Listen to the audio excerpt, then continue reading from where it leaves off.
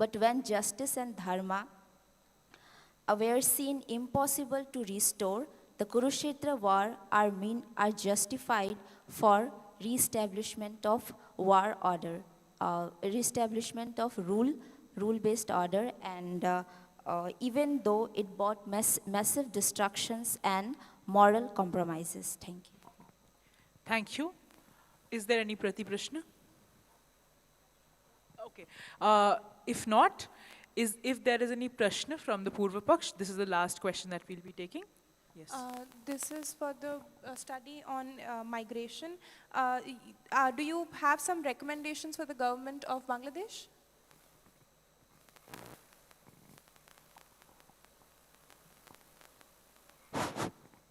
Yes, my study recommends three policies to Bangladesh government. First one is fully implementation of 1997 Peace Accord, and second one is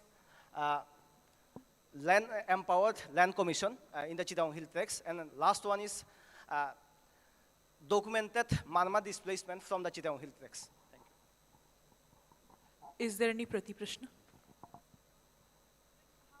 How are your recommendations any different from what the marginalized communities already demand?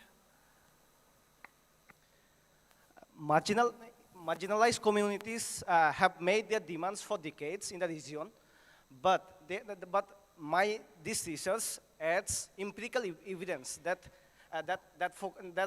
focuses on their demands, and also marginalized communities in that region, their struggles is moral case, but my research is like academic case. That's a difference. Thank you. Thank you to both the Pakshas for the scholarly exchange. We'll end with the verse. Swadrishtirago apihi kalpaneva tathanyadrishtapi yashasya roshah Viduragam pratigam chatasma Vicharayanchi pramupaiti muktim. Dhanyavada.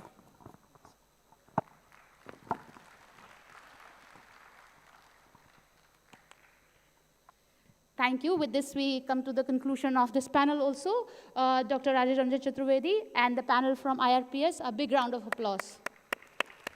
I request our Honorable Vice Chancellor to kindly come to the dais and felicitate them with our token of appreciation. Please welcome him.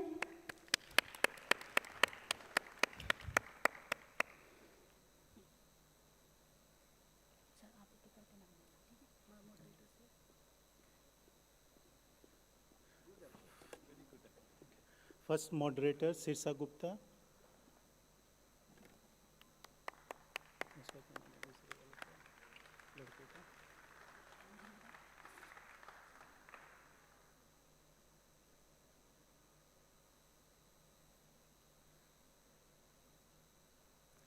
Now Uttar Paksh, Ananta Chakravarti, Anton Chakma,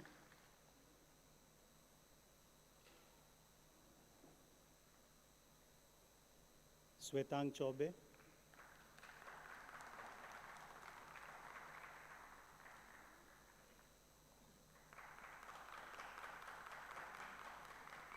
Himansi Gupta.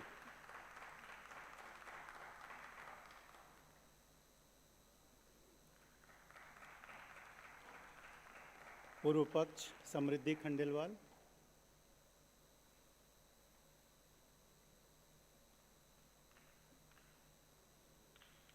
Preeti Kumari,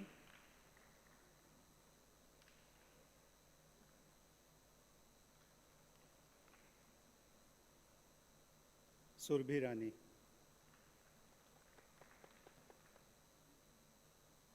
A big round of applause for all of them.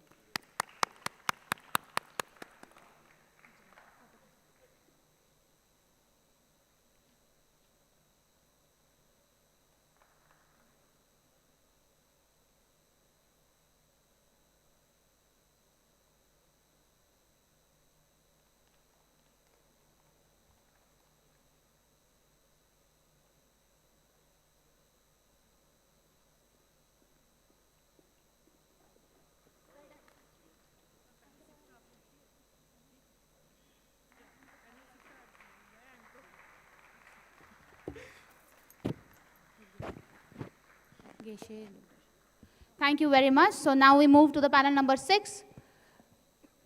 Panel number 6 from SBS PCR, led by Geshe Lungtok Sherabla. Please.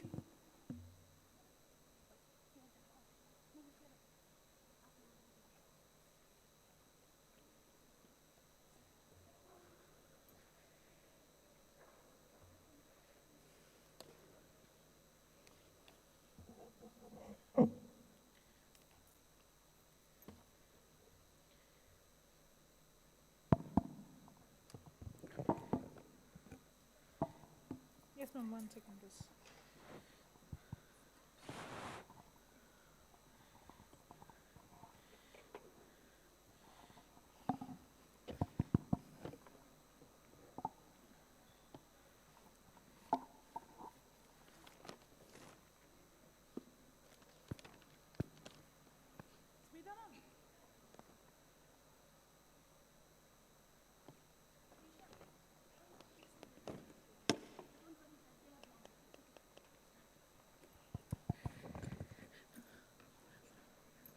Greetings once again. This panel is titled Bodhisattva to Awakening, Personal Journey or Social Responsibility. The participants of this panel are Venerable Tran Thi Le Chi, Venerable Le Thi Than Phuong, Venerable Ho Thi Thu Thai, Venerable Nguyen Thi Mai La. The moderator for this panel is Mr. Dorji Tenzin. I would now like to invite the faculty supervisor, Geshe sir, for introducing the panel and the theme. Thank you.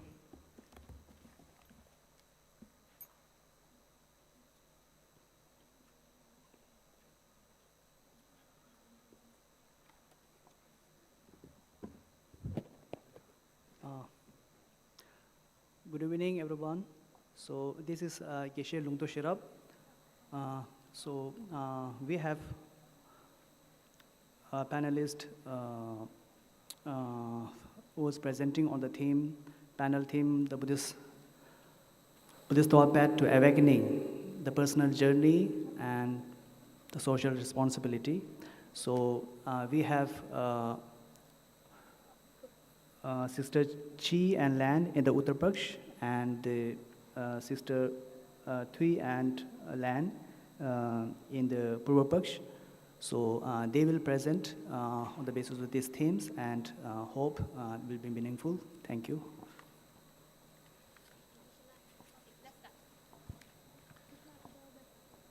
Namaskar.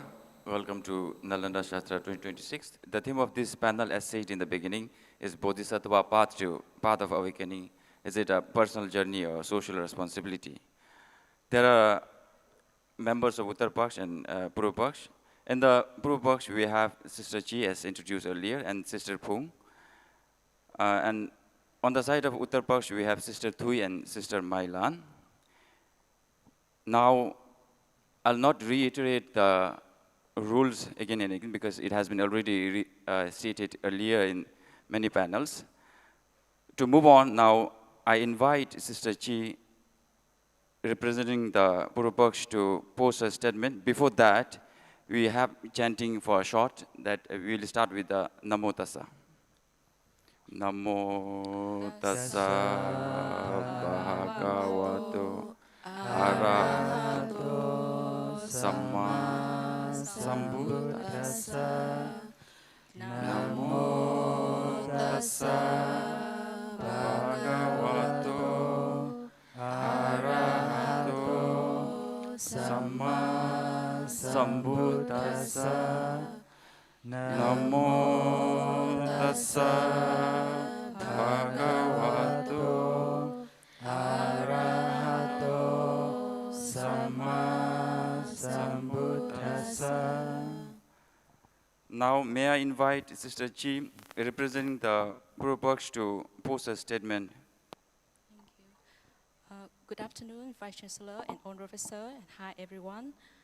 My dissertation title is Deconstruction Self-Grasping Ignorance Through Insight into the Two Truths, a Middle-Mic Perspective. This research explores how the two truths deconstruct self-grasping ignorance. It's linked to the crucial question, is the Bodhisattva path a personal journey or social responsibility? And this research suggests it is indivisibly both.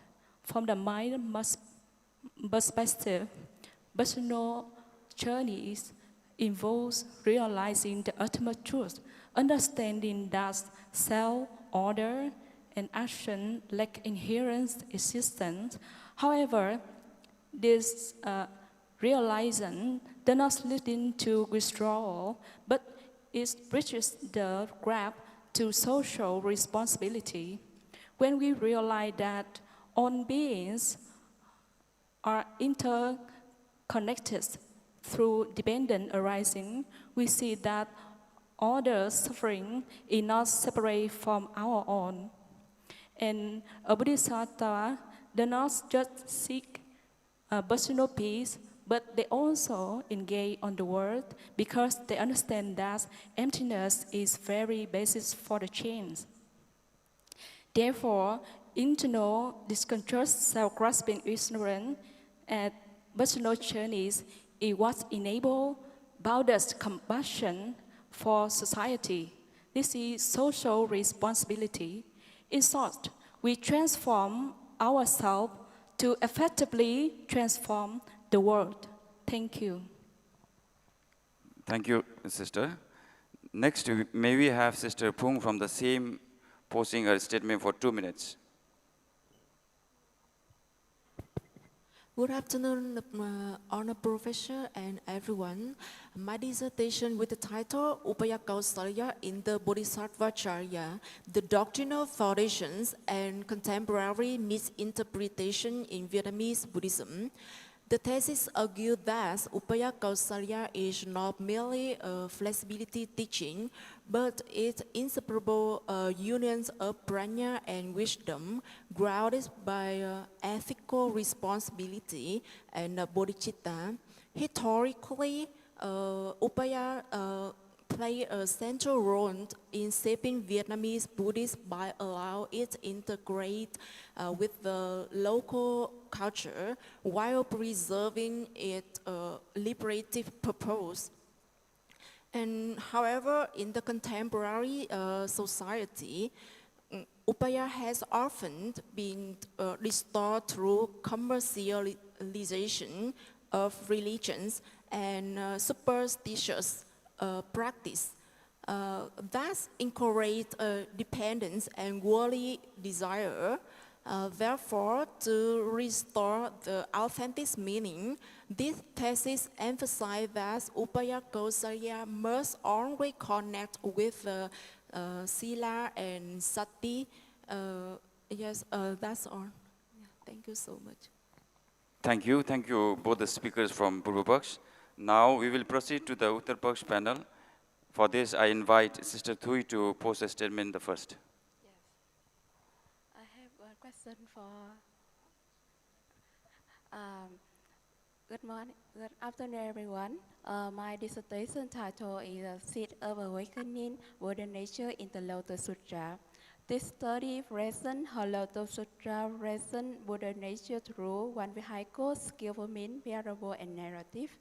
It argues that Bodhisattva is not only personal spiritual transformation, but also responsibility, but also compassionate social responsibility. This thesis focuses on 3 points. First, Buddha nature in the Lotus Sutra presents a universal potential for awakening, existing equally in all beings. Through teachings of one vehicle, skillful means, Lotus Sutra remove the teachings of class, gender, morality, affirming that no one is excluded from enlightenment. Thus, Bodhisattva path becomes whole, personal transformation, and compassionate social responsibility toward all being. Thank you. Thank you. Next, may I have Sister Lan posing her statement on the same. Good afternoon, Vice Chancellor and everyone. My thesis study the connection between the 6 paramitas on the Bodhisattva path and the Sunyata in the Mahayana Buddhism. The 6 paramitas consist of the generosity, morality, patience, effort, meditation, and wisdom. And Sunyata is usually seen as the idea of doctrine, not much as a project. So now the 6 paramita, a practitioner practicing paramita in the life of Sunyata without attachment to the fixed goal, a marriage, achievement, or merit. And my thesis also focused on the 2 important factors, that is wisdom and compassion. They are very important for a bodhisattva to get the full awakened one in the future. That's all. Thank you, both the speakers from Uttar Pradesh panel. Now we will move to the next segment of question and answer session. For this, I'll hand over the responsibility to my Thank you very much, both Puripasha and Uttarapasha, for your insightful presentation. Now it's time to question and answer. Each of you may have 15 seconds for question and 30 seconds for answer. So now may I humbly request Uttarapasha to question. I have one question for Sister Phương. Your thesis focused on Ubaya Kausalya. So how does the thesis define authorities Ubaya Kausalya? Thank you for your question. The thesis define the authentic Upaya Kausalya as a harmony integration of prajna, karuna, sati, and sila. It is therefore not simply strategic adaptation. So it's an ethically grounded method aimed at liberation. Is there any prashna? Yes, Sister Phương, how has the Ubaya Kusala influenced the Vietnamese Buddhism historically? Historically, the Upaya Kausalya have shaped Vietnamese Buddhist identity by allowing Buddhism adapt skillfully, changing cultural and social conditions, while maintaining its core ethical and spiritual principles. Yes. Is there any prashna? Yeah. I have a question for Sister Chi. Yes. You have stated that Bodhisattva engage with the world because they comprehend emptiness. In that case, if the suffering of sentient being is inherently empty, what compels them to actively fulfill their social responsibilities? Thank you for your question. Firstly, emptiness here is not like nihilism, but it's the lack of inherent existence. So the sufferings of all sentient beings also lack of inherent existence, so they can be transformed, and the cessation of suffering become as urgent as one's own pain. So therefore,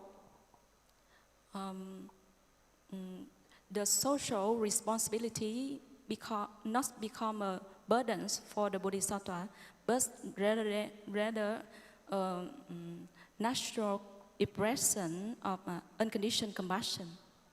Yeah. Is there any I have a question with Sichi. If you say that social responsibility is a natural expression of the compassion, how can a Bodhisattva ensure that their engagement remains unstained? Yeah. A Bodhisattva's engagement can become untainted by eliminating the grasping of self or order and the action. In the light of the wisdom of emptiness, the boundaries between the personal journeys and social responsibility completely completely dissolves because both of them are like inherent existence. They should exist interdependently. Yes, thank you. Much. So now may I request the Puru Pasha to question the Uttara Pasha. Yeah. You talk, Sister Thủy, I have a question that you talk about the one vehicle. So if on the bus lead to one vehicle, why in the Buddhism we have many traditions, many vehicles? Yeah. Thank you for your question. First, Buddha talk, there are only one, related to enlightenment. Besides that, Buddha said there are three vehicles. It's not contradictory because it reflects the principle of skillfulness. Different vehicles are temporary methods suited to capacity of different beings. So, ultimate goal is guide everyone to toward conclude. enlightenment. Yes, thank you. Is there any prashna? I have a question for Sister Thủy. How does the concept of the Buddha nature in the Lotus Sutra have transformed a person's self-understanding and spiritual confidence? Thank you for your question. The Lotus Sutra transforms person's self-understanding by teaching that all sentient beings possess universal potential for enlightenment through one vehicle and circumvent. Individual in the encouraged to beyond the feeling of inferiority, fear, limitation, and develop confidence in their capacity of enlightenment. That's a way how Lotus Sutra transforms person's self-understanding. Is there any prashna? Yes, I have a question for Sister Mỹ Lành. Yeah, so why is emptiness important for understanding the six paramitas? Yeah, thank you for your question. The sunyata is important for the practice of six paramita on the Bodhisattva path because the six paramita reframe how to practice six paramita properly. Instead of practicing paramita with the purpose that I can get the result, the achievement in the future. And now, in light of sunyata, a practitioner can practice six paramita without attachment to the purpose of his ego or the achievement. So that is my question, my answer. If you mention about the practice six paramita without attachment, so what does it mean?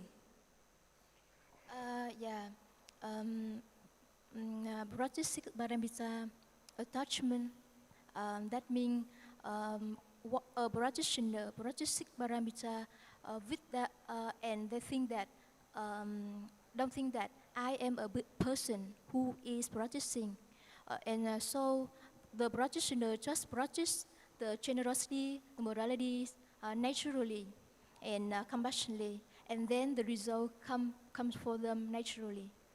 Yeah, thank you for your answer. Is there any further questions? Okay then. Thank you both the Pakshas for making this scholarly exchange very wonderful. Dhanyabad. Before we leave, we'll chant one Tibetan version of Mariche's Living Beings.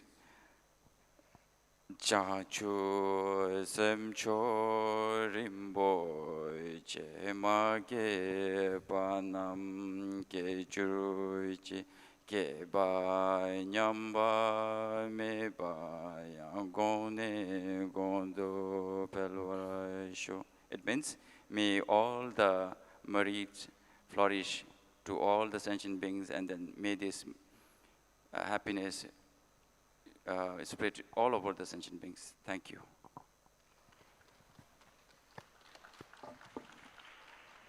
And Bande Surya. A big round for the panel from SBS PCR and Geshe-la.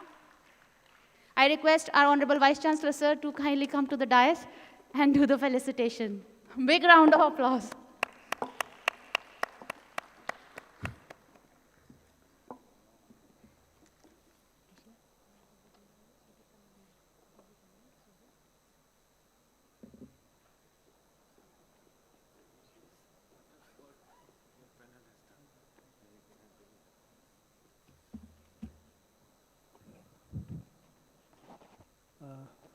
Now, Doji Tenzin La.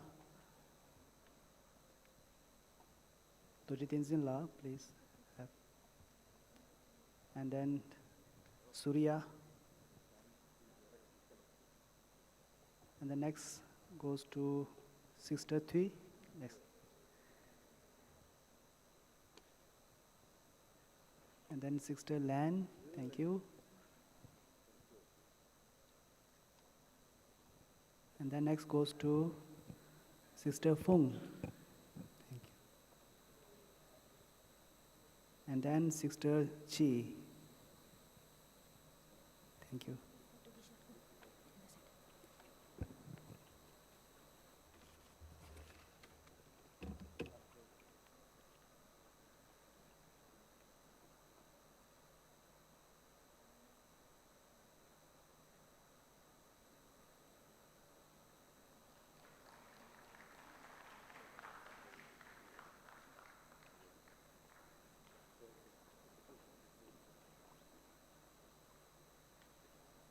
Thank you very much. Thank you very much, sir, and all the panelists. Thank you, Geshe-la. Now we move to the next panel. Panel from archaeology, led by Dr. Toshabanta Pradhan and his team. I request all the panelists to take their seats along with the faculty supervisor for introducing the panel. Anchors, moderators.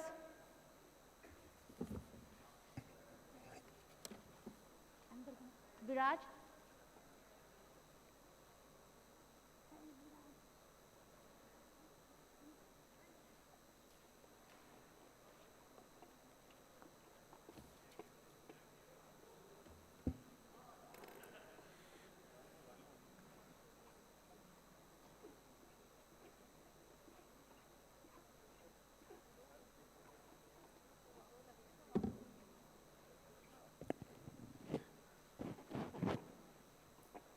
Take your positions, please. I would request everybody to kindly settle Please sit. down.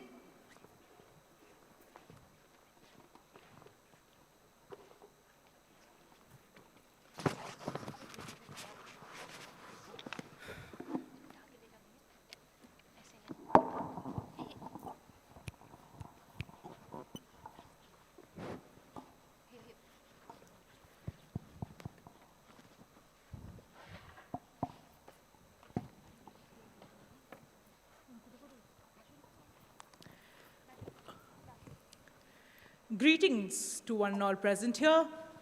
This is the panel number 8, titled, Can Literature Be Trusted More Than Archaeological Evidence?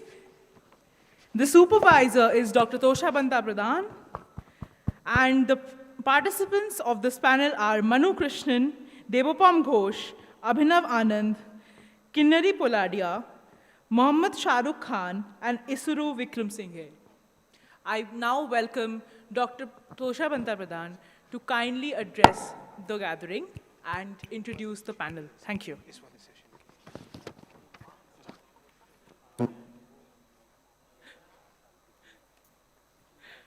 Sir, you were there. That's why. You are there to guide us, sir. Namaskar and good afternoon to all of you, respected Honorable Vice Chancellor, all the deans, professors, distinguished visitors, and dear students. So this is our first the Shastrat, and we're actually passing out the first batch of archaeology students. So here we're going to speak about can literature be trusted more than archaeological evidence? So this is one of the very interesting topic that we generally talk about in archaeology. So who is actually contribute more in terms of, you say, the historical knowledge? And there we see that this is not actually a debate about the text versus the objects, but actually it is a discussions that how we reconstruct and understand the human past. So what we see here is that literature played a very important role in terms of the historical reconstructions, because we find a lot of references about the preserving the historical memory, about the belief system, about the political system. Also, we do find a lot of things about the rituals, philosophy, and the moral values of the past societies. But the other way what we see in the case of the archaeological evidences of the sites, that these kind of things are generally rare to find. But what we find in archaeology is mostly we find the objects, that is the artifacts, ecofacts, and they are what we see that they are mostly relied on the scientific evidences, scientific methodology, based on the radiocarbon dating, based on what also we see that the stratigraphy, pottery analysis, stone tool analysis, and many more things. Now the real question here is that, who contribute more to the historical reconstructions? What I just say that, both are actually interrelated and also they are complement each other. So today, the question is, which is more important, literature or it is the archaeological evidences? So with this, we have our team here, the 3 students in each side, and with the 2 moderators. With this, I hand over it to the moderator, Khushi and Suraj. Thank you. Hello. Namaskar. Welcome to Shastrartha 2026. Now, as per the tradition, I am beginning with the sloka.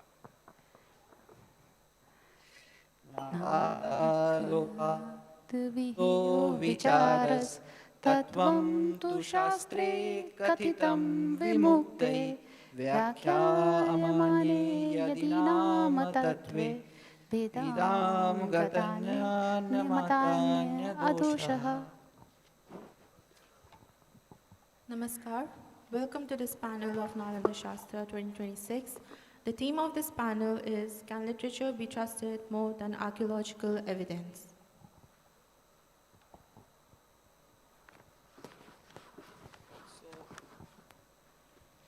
So I introduce the members of the panel of Purva Paksha, Manu Krishnan, Devapam, and Abhinav. And the members for Uttar Paksh are Kinnari, our former student, Shahrukh, and Isuru. I now invite Manu Krishnan from Purva Paksh to begin with his statement.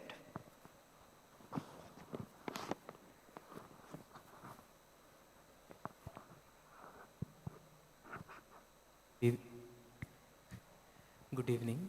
My name is Manu Krishnan and my dissertation is on the analysis of erotic sculptures of the Hoysala temples of Karnataka through the lens of Kama Sutra. So primarily we have documented the erotic sculptures of 8 Hoysala temples spanning 3 districts, Mysore, Mandya and Hassan districts of Karnataka. Here we have tried to classify the erotic sculptures, especially Maithuna sculptures, in accordance to the text of Kama Sutra, and those positions or variants which are not available or mentioned within the text is in fact compared or traced to the later medieval texts of eroticism. At the same time, we are also trying to examine the socio-cultural aspect concerning the characters, background, and other aspects from Kama Sutra, as well as the existing traditions and cultures which were prevalent during the time of the Hoysala dynasty. Here, we are examining the concentration of these sculptures, erotic sculptures present in these temples. At the same time, the trend on the display and the maximum zenith of these sculptures which reached during which period of time and was least found during which period of time, along with the position of these sculptures as well as other aspects of it. Thank you. Thank you, Manu Krishnan. Now we are moving to Devapam, the second speaker of Purva Paksh. I will request to please put forward your statement. Good evening. I am Devapam Ghosh from MA Archaeology, and my topic for my dissertation was decorative dialects of Nalanda Mahavihar, spatio-temporal analysis and comparative interpretations. So previous studies regarding the art of Nalanda and other contemporary Buddhist monastic sites have primarily centered around the sculptures and works of art done in stucco, stone and bronze. And what I focused in my study was how the bricks were not only used as an architectural element, but they were also elements for decoration that were used at Nalanda primarily, and also at other early medieval Buddhist mega monastic sites in the lower Ganga Valley in the states of West Bengal and Bihar. So Nalanda Mahavihar was a bastion of learning that flourished from 5th century to 12th century. And the structures visible in situ have various decorative elements and patterns which are visible in bricks. And this is what I have stressed in my study. I have also tried to do comparative studies by placing Nalanda in contrast with other monastic sites in Bihar and West Bengal, like Sri Prathama Shivapura Mahavihar, Yagya Pindak Mahavihar in Moghalmari, Nanda Dirghi Mahavihar, etc. Thank you. Thank you, Devapam. Now we are moving to our next speaker.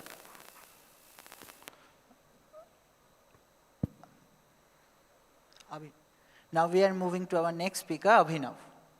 Good evening. I am Abhinav Anand. My dissertation title was Archaeological Profile of Champaran District, a chronological survey. Champaran is a nodal point on the Uttarapath, the trade route that is actually a trademark for Magad Empire also. Now, to understand the landscape of Champaran, primary as well as secondary methodologies were used by me, and through that, the key findings came out to be some of the new unidentified mounds, a new temple structure, Shahudra temple structure that is possibly of from the Pala period, and that is a temple of Hari, Vishnu. And this was actually from one of the inscriptions that was found during that particular restoration of that temple. The Champaran landscape has also one of the stupas, Kesariya stupa, that is probably said to be a Chakravartin stupa by Xuanzang in his travel accounts, and that is built on the Vajradhatu Mandala. With the same Vajradhatu Mandala, the Borobudur in the Java has been built. So this was some of the key findings in my dissertation. Thank you. Thank you to the speakers of Purva Paksha. Now we are proceeding towards Uttara Paksha. From Uttar Paksh, I now invite Kinnari to begin with her statement. Thank you. Hello everyone, good evening. Prehistoric rock art was the earliest form of expression for human beings. The rock art was divided into three major forms: petroglyphs, geoglyphs, and pictographs. Pictographs being the one which we see on the wall, while the petroglyphs and the geoglyphs were the carved, etched images which were on the ground surfaces. My core area of study was Konkan region, focusing more on Maharashtra and Goa, mainly Ratnagiri and Sindhudurg district, along with the North and South Goa. These districts have shown a variation of the prehistoric culture that has been in the Konkan region. Prehistoric rock art, if we tend to see, goes beyond any literary evidence that we know about Konkan. Till date, whatever we are aware of in the Konkan region is mainly about the historical time period, or the ones that we mainly know about is the colonial period, which talks about the trade, the activities, the power exchange, and many more other things. But where is the focus on the prehistoric times? The study focuses on that element. Archaeological sources were used for this, mainly de-stretch, tracing, and drone photography. The sites were covered from Ratnagiri and Sindhudurg districts, which are already known, while some new sites were also discovered in the Goa region. Overall, from this study, we have somewhere understood that archaeological sources shed light onto the places which we are not really aware of, onto the humankind that was way beyond the literary period. Thank you. Thank you, Kinnari. I now invite Shahrukh to begin with his statement. Hello, good evening to all of you. My dissertation was on the archaeological survey of southern periphery of Rajgir. As we know, Rajgir was surrounded by cyclopean wall on the 5 hills, and most studies were focused on the northern side of Rajgir because it has Nalanda and Udantpuri. But when I tried to look for the literary sources, literary evidences for the southern side, I came to a very few. So when I did the archaeological survey of the southern periphery, I tried to find whether the area outside of the cyclopean wall was just a boundary, or is it has it some connections, or it was part of the network with the capital city of Rajgir. During this survey, I documented previously undocumented mounds, sculptures, and rare petroglyphs. The petroglyphs which I have discovered during this survey, according to the S.B. Ota, former Deputy Director of Archaeological Survey of India, he said this matches with the Goa petroglyphs, and it is very rare to see in northern India. During this survey, I found that this area is full of sculptures from Brahminical and Buddhist traditions from the Pala Sena period, and is still being worshipped by the villagers. It suggests that the relation of the past and the present is going on in the southern periphery. And the rare rock art also suggests that this place was inhabited from the very ancient period. Thank you. Thank you, Shahrukh. I now invite Isiru to begin with his statement. Thank you. Good evening, everyone. My research title is A Comparative Archaeological Study of the Megalithic Culture, South India and Sri Lanka. The study focuses on the early Iron Age megalithic culture of South India and Sri Lanka. So, in this megalithic culture is mainly identify archaeological evidence such as burial monument, pottery, iron tool, ornaments, and other material remains. Those physical remains help archaeologists to understand past human society, culture, and technology. The main aim of this study is to compare the megalithic culture, South India and Sri Lanka. In this research, there are three main objectives: to compare burial factories, to analyze material culture such as pottery, iron tool, and to understand network and photohistory globalization. This research uses qualitative comparative archaeological method based on excavation report, book, journals, map, and public document, and limited field visit. This study identifies strong similarity burial factories and material remains, also cultural interaction between the two regions. In conclusion, the study saw that South India and Sri Lanka shared a connected megalithic culture during the photohistoric period. Thank you. Thank you, Isiru, and the speakers of Uttar Paksh. Now let's begin with Prashna and Pratiprashna. I now invite Uttar Paksh to put their Prashna to Manu Kishan.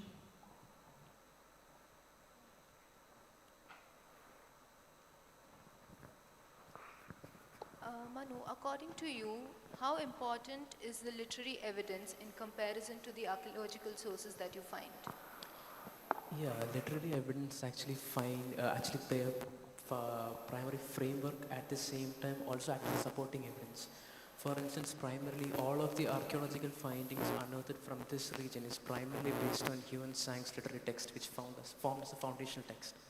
At the same time, concerning a supporting text, the study which I undertook, supporting the sculptures, all of my findings, I relied on literary sources in order to support my sculptural evidences.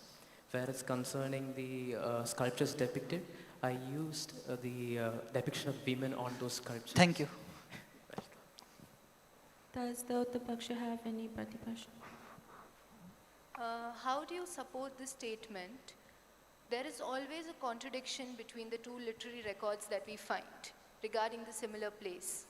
How do you justify that?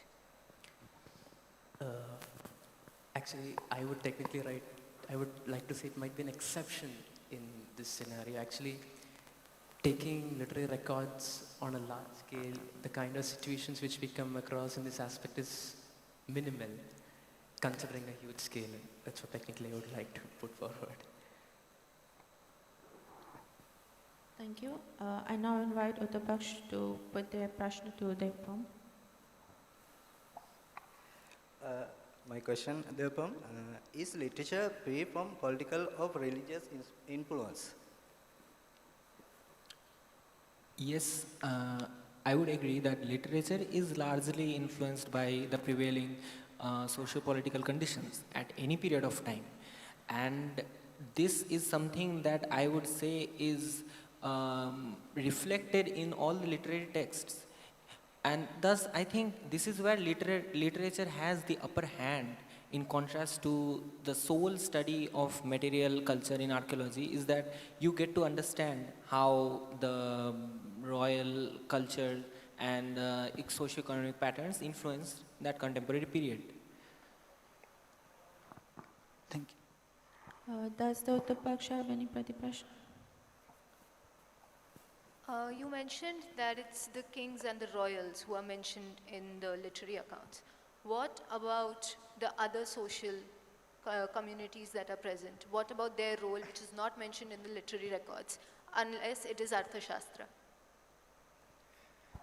So literature, while it is largely influenced by the prevailing, I would say, prevailing dynastic conditions, but it is also a mirror of society. Any kind of literature mirrors the society. And for example, during my study, I found that in Taittiriya Samhita, during making of bricks, it is shown that common people are represented by a specific kind of bricks, which are larger in number than the nobles, which are represented by another kind of bricks called ishtak.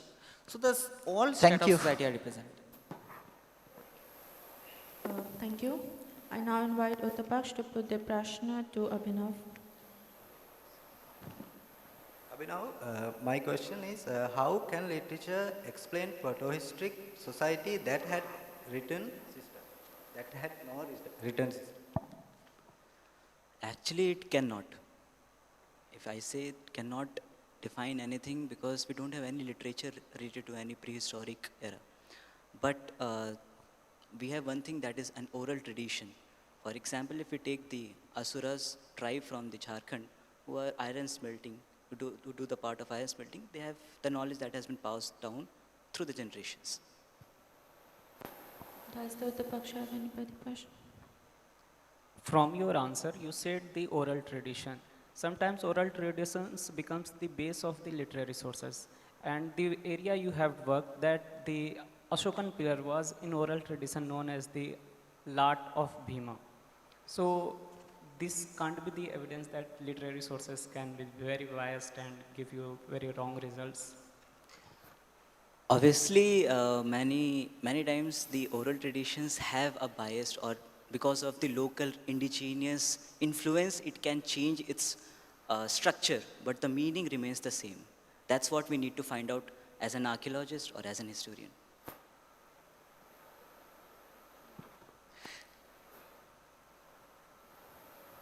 Thank you, Abhinav. I now invite Purva Paksha to put their prashna for Kinnadi. My question is, how can we solely believe only based on the archaeological material remains, that it cannot be biased because of someone's interpretations? First of all, archaeological materials are interpreted based on numerous elements that are seen. Archaeological sources are tangible, are something that we find contemporary to the society that was there, and it is something that requires numerous interpretations. So if you observe any researcher conducting documentation or anything, they will be taking care of multiple interpretations and not taking into consideration any oral accounts or any literary translations that have been done in case of folklores and stuff. Any pratiprashna? Okay. Now I invite prashna for Shahrukh. So my question to you, Shahrukh, is that in many of the sites, for example, like the Buddhist sites in Bihar, many of these were found by tracing the accounts of the Chinese pilgrims like Yuan Sang. And also this happens in case of other sites which were excavated by Bibi Lal, who used the epics for his reference. And he found that many of those sites have a huge antiquity.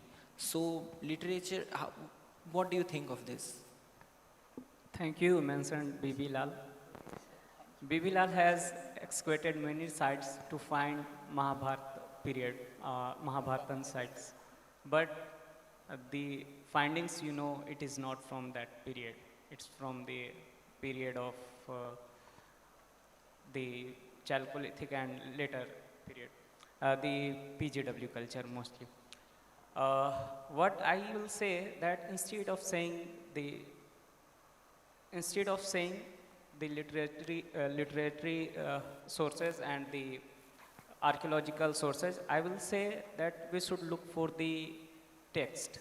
Text is not only the alphabetical or the script one. Text is the archaeological sources are also text. So we should develop the eye to look at the text.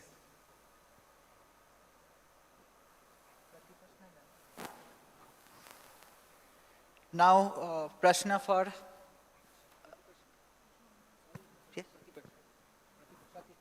Prati Prashna. So you said that findings are not from that period. So define that period. Are you assigning any period to Mahabharata? No. So what? The sites Bibi Lal was looking for, he was looking for the site mentioned in Mahabharata. He was not looking for the PGW culture. But when he excavated the sites mentioned in Mahabharata, he found the PGW culture. And we are not in this situation to connect the PGW culture with Mahabharata.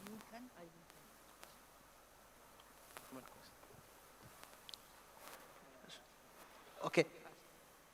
Yeah, irrespective of the findings, the very reason for the choosing of the spot or the certain locations by Bibi Lal is again in accordance to the text, right? Because his finding was not an accidental discovery. His intention was to survey certain sites in accordance to those mentioned in Mahabharata. You get my point?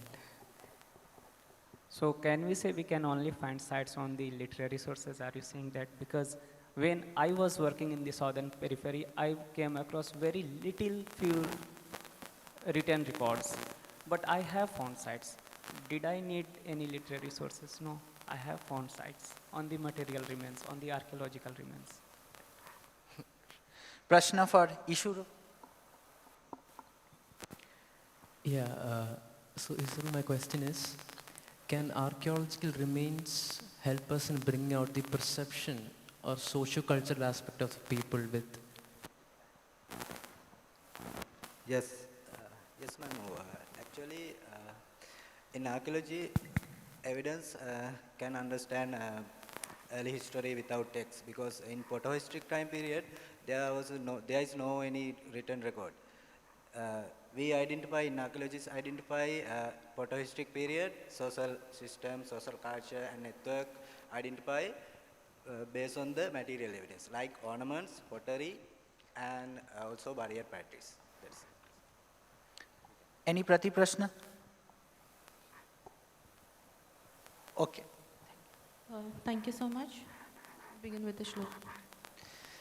स्वदिष्टिरागोऽपि हि कल्पनैव तथान्यदृष्टा अपि यश्च रोषः विधूय रागं प्रतिघं च तस्मद् विचारक्रीपम् उपतीहि मुक्तिम्. धन्यवादः.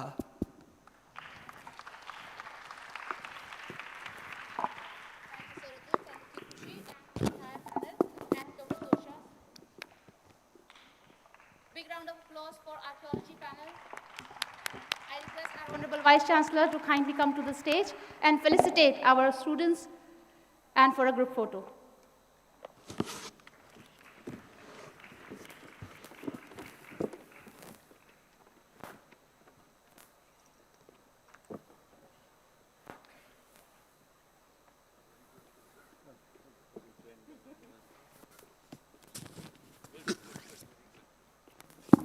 the moderator, Sorodip.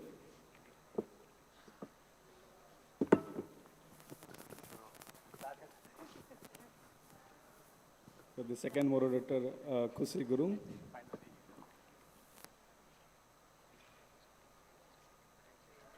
We have the next Kinneri Poladia. Mohammad Saruk Khan. We have Isru from Sri Lanka. We have Manu Krishnan. Next, Devopam Ghosh. Next, Avinav Anand. Thank you, sir.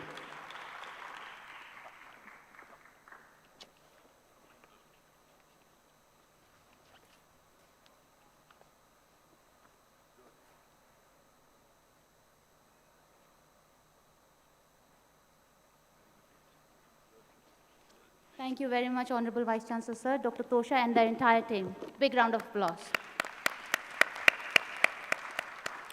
We continue with the School of Archaeology. The panel will be led by, it's Dr. Amita's panel, led by Dr. Alora and his team. Please. PPT.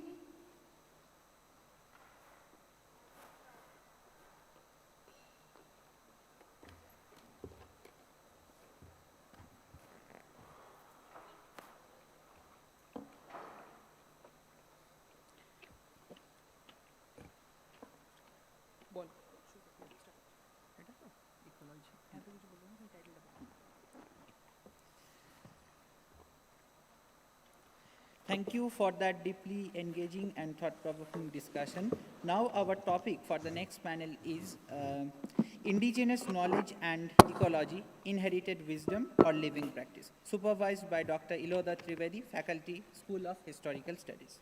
And Dr. Amita Satyal. The members of this panel are Akanksha Basumatri, Mona Lisa Sarkar, Yumi Saputri, Shantipriya Kumari, and Abdullah Ajmal. The moderators for this panel are Rudraza Ray and Soumya Namdeo. I would now like to invite Dr. Ilora Trivedi to introduce the panel. Thank you. Sure. Thank you, Shoradeep and Shirsha. Very good afternoon and namaskar to all. The panel is titled Indigenous Knowledge and Ecology, Inherited Wisdom or Living Practices. There are students who had worked with Dr. Amita Satwal as well as me. So we have in this panel as Purva Paksh Akanksha Basumatri, Mona Lisa Sarkar, and who worked with Dr. Amita, as well as Shantipriya Kumari, who worked with Dr. Amita, and my students Abdullah Ajmal, who worked with me, as well as Yuni Saputri, who also worked with me as alumni of School of Historical Studies, who have joined us. In one of the other panel, we discussed about landscape and relevance of landscape, study of landscape in archaeology and history. We focused on water and hydrology.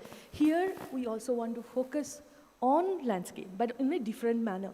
We want to focus on the traditional knowledge and the indigenous knowledge which is with the local communities at different places, and how that is important for the study of the past, both for history and both for archaeology. This panel consists of very specific region-based work, starting from Kerala to Sumatra, Aceh, from the Strait of Malacca to the Malabar coast, looking into the Bay of Bengal or the Indian Ocean Maritime Network or the Arabian Sea. We focused on this panel focused on different themes, particularly traditional knowledge, how that is important for maritime culture, navigation, or for healing purposes. And often these are codified within the communities, such as the Bodo community of Assam, or the Orang Laut community, or the Aceh community in Sumatra, in North Sumatra.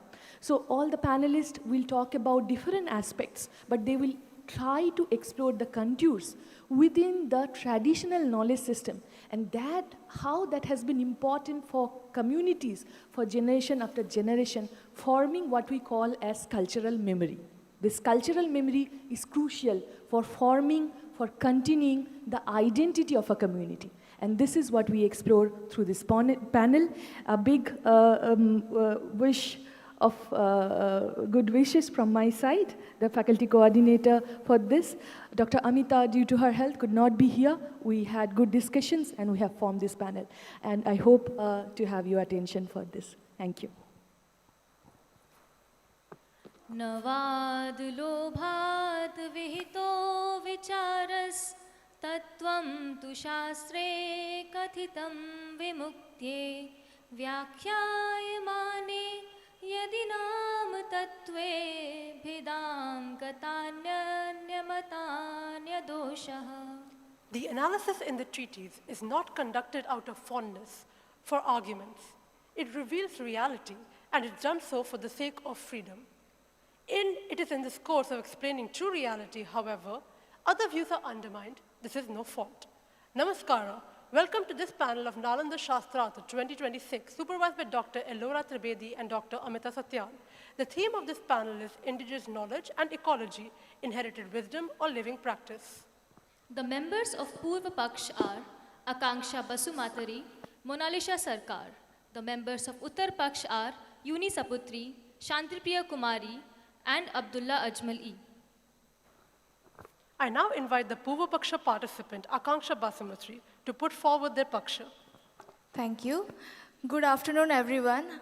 So, Nalanda's motto is man living in harmony with man living in harmony with nature, and man living as part of nature. And this is exactly what I found in my historical research, where the communities in different parts had always had invisible sense of maintaining knowledge about ecology and sustainability through their oral traditions and their way of making knowledge as something sacred.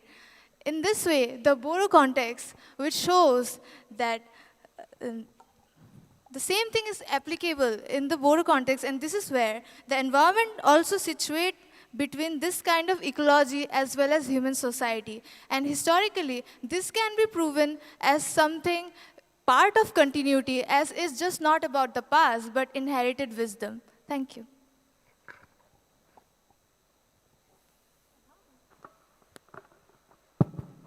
I now invite the Purva Paksha participant, Monalisha Sarkar, to pose their Paksha.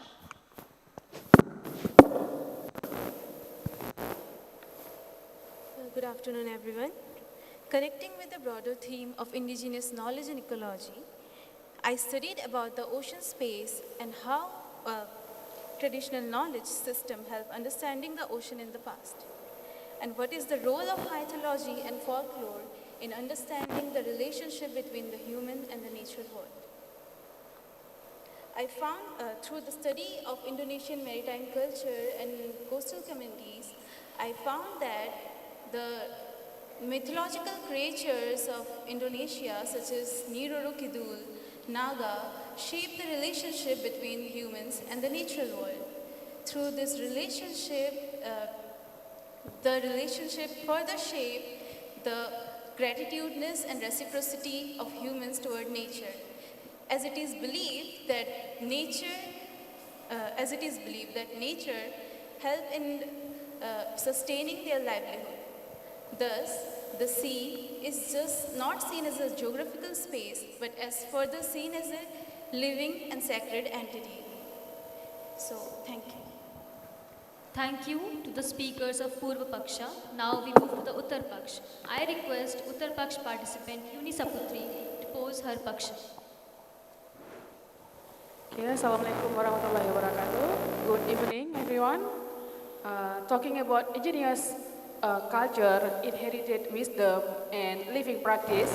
In Indonesia, there is a culture influenced by Indian since a long period, started by Hindu period, Buddhist period, and then the last Islamic period. This culture became transmission of knowledge by oral traditions. And then, since the culture preserved for a long time, there is a question. Is this represents as a political relations or cultural relations or traders or economic relations? In Indonesia, there is one community, namely Aceh community, located in the western part of Indonesia. Strategically, is gateway for those influence.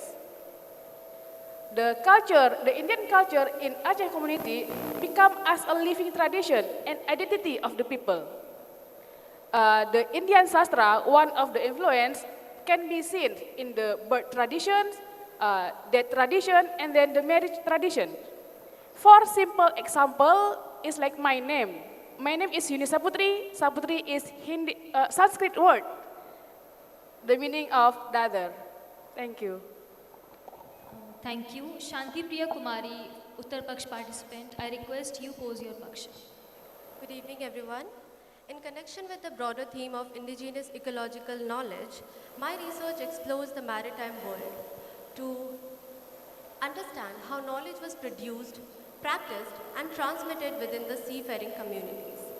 It forms of ecological knowledge to enable people to move across those uncertain and turbulent waters. Now, this includes the understanding of winds, tides, currents, and seasonal rhythms, as well as the practical skills which were associated for indigenous navigation and shipbuilding. My research particularly focused on the Straits of Malacca, which is again a strategic and significant maritime corridor, which links Indian Ocean and South China Sea. I've also focused on the Oranglod community, which is again a seafaring community, and they are engaged with the sea on a daily basis. This route is just not known for the commercial exchange, but it offers challenging environmental conditions which demand sophisticated understanding of the sea. Therefore, the maritime world reveals indigenous knowledge was sustained through the ongoing relationship between the people of the sea as well as the material practices that made movement, survival, and exchange possible across generations. Thank you. Thank you. Now, Uttar Paksh participant Abdullah Ajmal E, please put forward your paksha.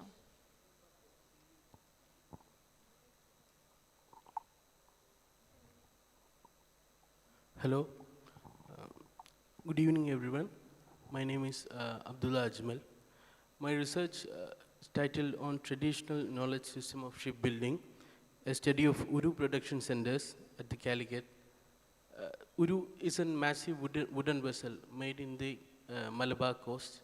It's made without any blueprints, any planning. It's made with completely with the skill of the chief craftsman.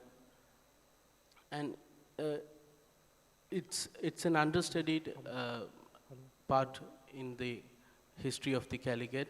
I have done field work, ethnographic studies, ethnographic surveys, epistemological studies to analyze the part of this thing. And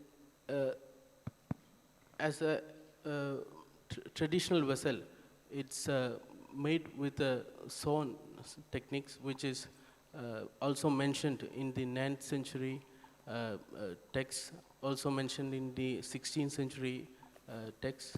So that's it. Thank you. Now we move to the Prashna and Prati-Prashna sequence. I invite the Uttar Paksh to pose the Prashna for Purva Paksh. Okay, I have question for Ankasha. Can you give an example of cultural ritual that help preserve ecological knowledge? Thank you. So one such example is the Kherai Puja, which is practiced in the Bodo community, in which the community basically honors the environment for the productive harvest, which is practiced every year. So basically the transmission of ecological knowledge is continued across generations. So this is another example of like the cultural perspective of ecological knowledge. Thank you.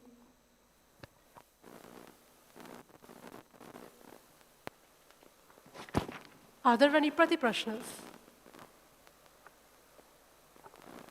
The Uttar Paksha has another chance to put forward the prashna.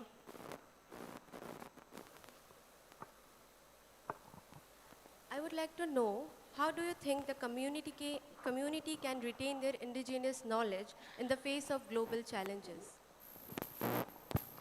Communities retain their indigenous ecological knowledge through the everyday practices, like the Batho tradition, which is practiced by the community of Boro people, in which they worship the cactus, which itself shows the ecological knowledge among the community, how they perceive the plant as something sacred. Also, another example is the Bagurumba dance itself. It's a butterfly dance which showcases how ecological knowledge is being transmitted across generations. And even folk songs are also one of the examples how communities retain their knowledge across generations. Thank you. Is there any Prati Prashna?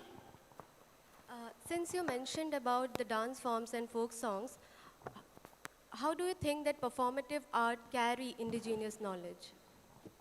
Performative arts, basically, they carry the knowledge and the symbolism. Like the Bagurumba dance itself is a butterfly dance, which mimic the movements of butterfly, and which is learned by every woman of the tribe.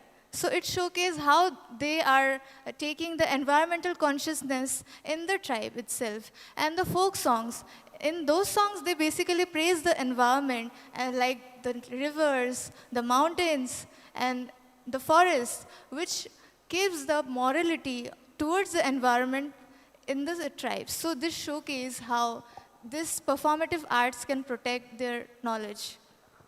The Uttar Paksha now has another chance to ask a question. How do myths and folklore become traditional knowledge rather than merely stories or beliefs? So, myths and folklores become traditional knowledge as to make sense of the natural world. So, for example, Naga, this dragon-like serpent-like being, is a creature in Sumatran communities. So it is believed that they are connected to the creation of the earth and events like earthquakes. So it shows that they are connected to, so it shows that the mythical beliefs are connected to the creation of the world and also the environmental uncertainties. So thus, the myths are not just a story, they are like the belief and they shape the human-nature relationship. Thank you. Now I request Purv Paksh to pose their prashna for Uttar Paksh.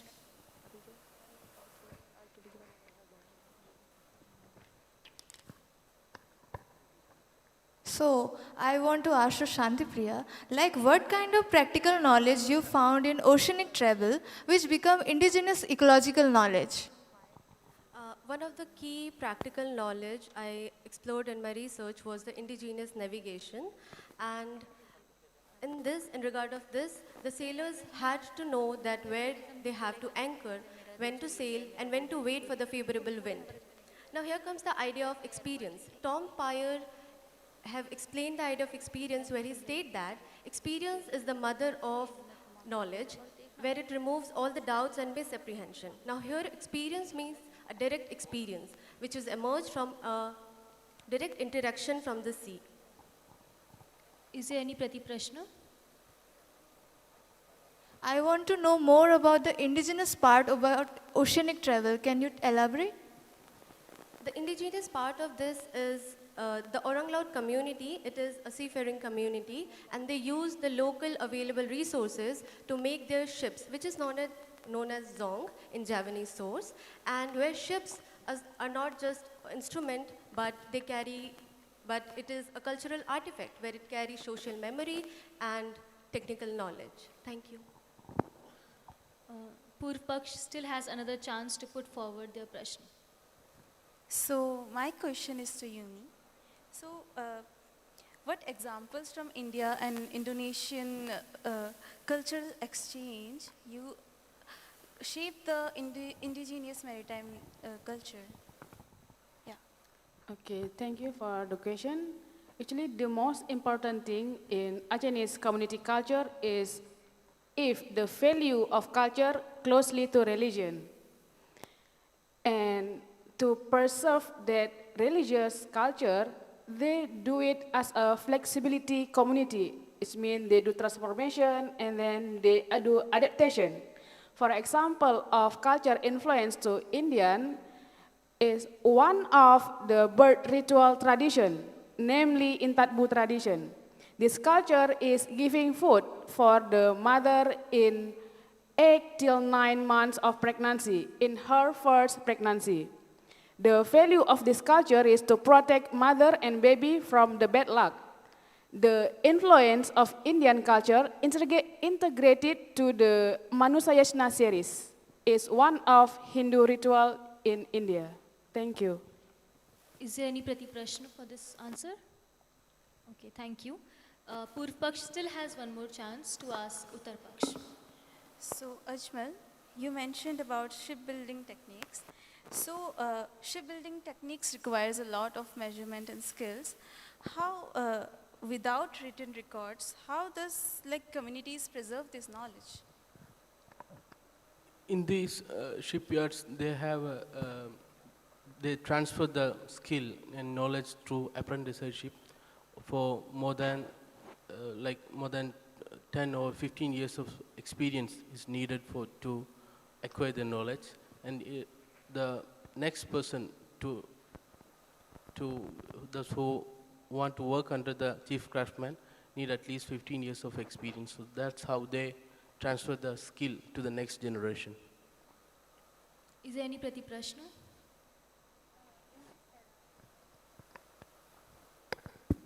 In this era of globalization, shipbuilding techniques. So, do you think is it a sustainable practice? Yes, it is a sustainable practice. The vessels are made with woods, which taken nearby from the nearby forest called Nilambo teak forest, and they're supplying the woods for more than 100 years. These forests can be regrown, and they are doing it for the last 100 years. So it's sustainable in all sense. Thank you. To conclude this panel, we would like to recite the concluding verse. Swadrishtirago api kalpanaiva tathanya drishtavapi yascharoshaha vidhuya ragam pratigam cha tasmat vicharayanship pramupaiti muktim. Attachment to one's own views and likewise, aversion for others' views in itself is reified thinking. Therefore, by utterly dispelling attachment and anger and engaging in analysis, one swiftly achieves freedom. Thank you to both the Pakshas for this scholarly exchange. Dhanyavadha. Thank you very much. Thank you very much. Big round of applause for the panel from archaeology once again. Dr. Alora and Dr. Amita. I request our Honorable Vice Chancellor to kindly come to the dais and felicitate our students of this panel as well.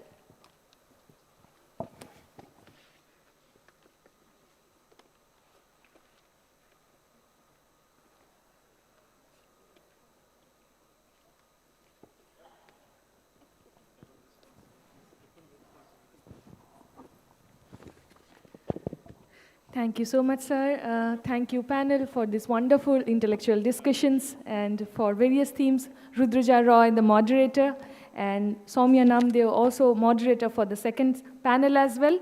Big round of applause for them. Now we have Uni Saputri from Sumatra, Indonesia. Thank you, Uni. We have Shanti Priya Kumari. Thank you, Shanti Priya. We also have Abdullah Ajmal from Kerala. Thank you, Abdullah, for you. And also, let us put a big hand towards Monalisha-Sarkar and Akanksha Bosumatra. Thank you so much.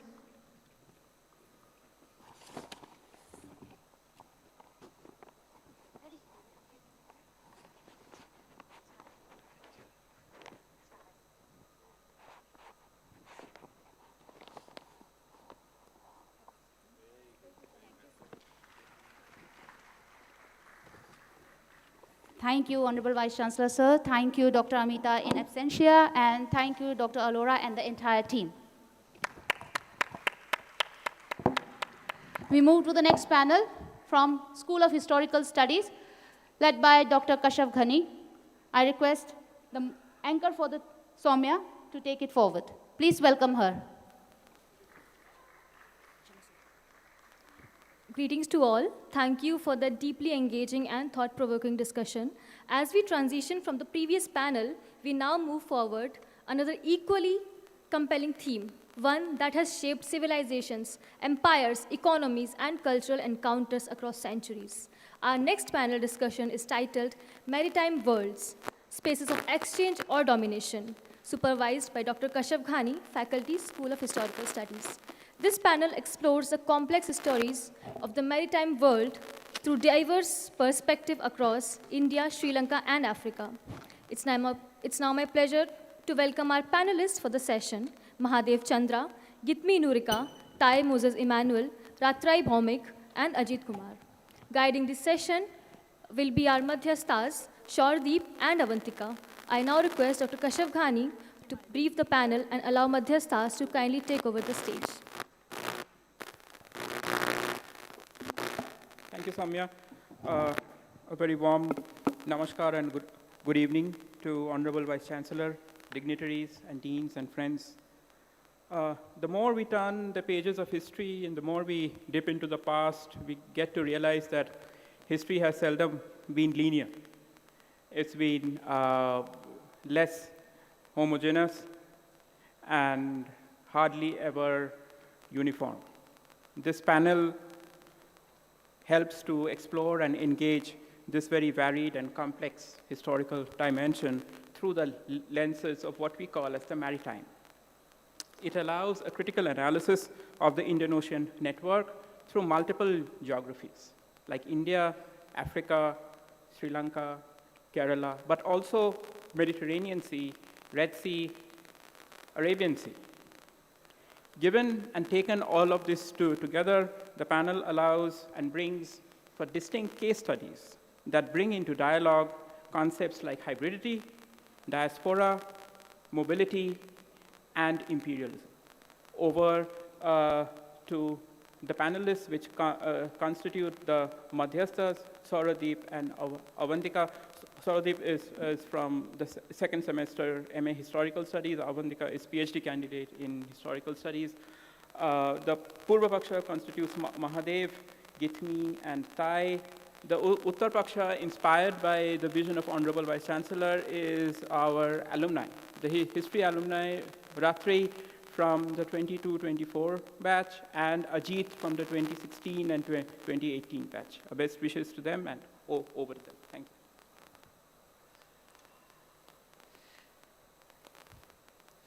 Navada lobahad vihito vicharas tatvam tu shastre kathitam vimuktai vyakhyayamanye yadinam tatve bhidam gatanyamatanya doshaha.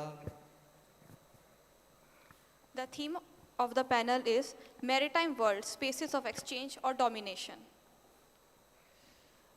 Now I would like to introduce our members for this panel of Purva Pakshar, Mahadev, Gitmi and Tai. Members of Uttar Paksh are Ratrei and Ajit. I now invite Mahadev from Purva Paksha to begin with his statement.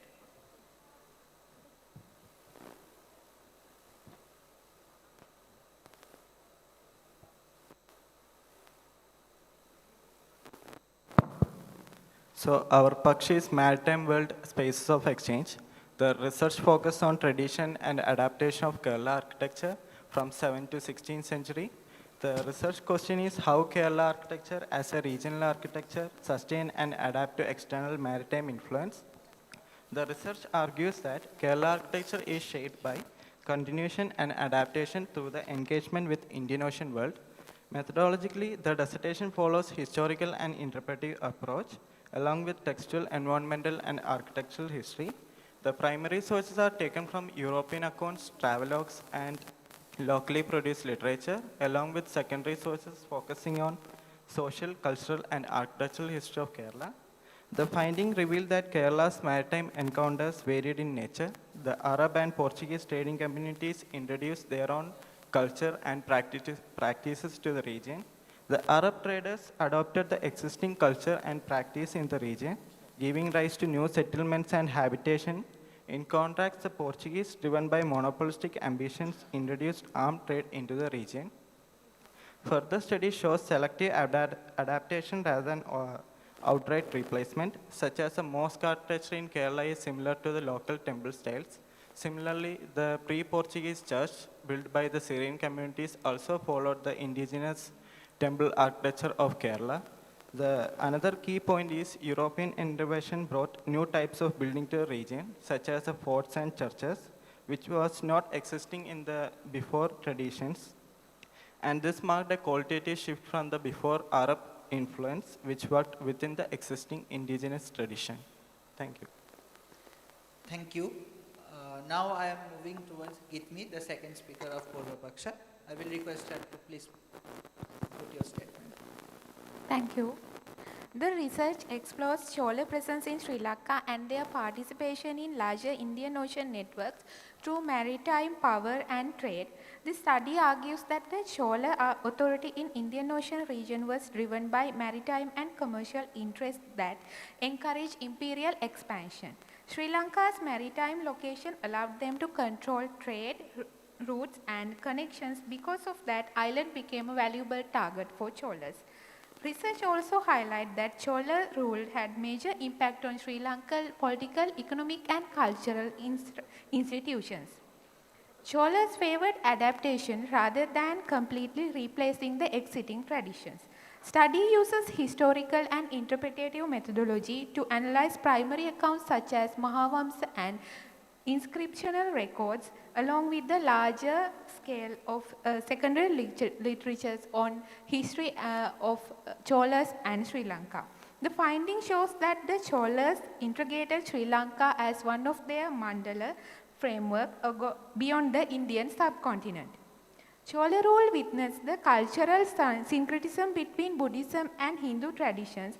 Inscriptional evidence shows that royal support for both traditions. Finally, the decline of the Chola rule in Sri Lanka happened because of the several factors, including local resistance under the leadership of Vijay Bahu. Thank you. Thanks, Gitmi. Now, I would like to move to the third speaker of Purva Paksha, Tai. The research focused on the India-Ocean slave trade network, Africa in India from 1400 to 1700. And the overarching question the research posed included what were the trajectories of African migration and enslavement in South Asia. The research argues that the maritime wall of the Indian Ocean, the Red Sea, and Mediterranean Sea form an interconnected Afro-Eurasian network that facilitated the African migration over a long historical period. The research also argues that, it further argues that the Africans in India were not only enslaved people, but also active agents of migration across the Mediterranean world of the Indian Ocean, the Red Sea, and Mediterranean Sea. And the research also further argues that the Afro-India relation as part of a long-time multicultural and also trans-regional integration mediated by the Arabs and Portuguese involvement in the Indian Ocean trade and maritime activities. The research draw on primary and secondary literature, including travel accounts, to reconstruct the African movement and integration in India. It also employs an interpretive, comparative, and disciplinary framework that combines the maritime history, migration, and diaspora study. The key finding of the research demonstrated that the African migration to India are both voluntary and involuntary migration. The key finding also highlighted that the Arabs and Portuguese maritime activities significantly expanded the African migration and settlements in India from the 7th to the late 17th century. And finally, through the African slave network, the AFSHI rose to prominent position in India and also prominent administrative in India, and actively contributing to Medifia state formation and cosmopolitan cultural culture through personality like Malik Amba in Deccan, and also through personality like Furu Shahi in Bengal. Thanks to the speakers of Purva Paksha, we are now proceeding towards Uttara Paksha. I now invite Ratri from Uttar Praksh to begin with her statement. Maritime worlds produce cultural richness precisely through unequal structures of power, coercion, negotiation, and adaptation. The Indian Ocean is not a naturally unified historical actor. Perhaps it is a scholarly produce on selective emphasis. Maritime routes are tightly controlled through naval power, weaponry, port taxation, and suppression. Agencies do not erase coercion, and cultural syncretism narrative often overshadows the layered spectrums of exploitation and extortion in the maritime spaces. Adaptation, memory preservation, crafts continuity, and negotiation are also historical forms of action.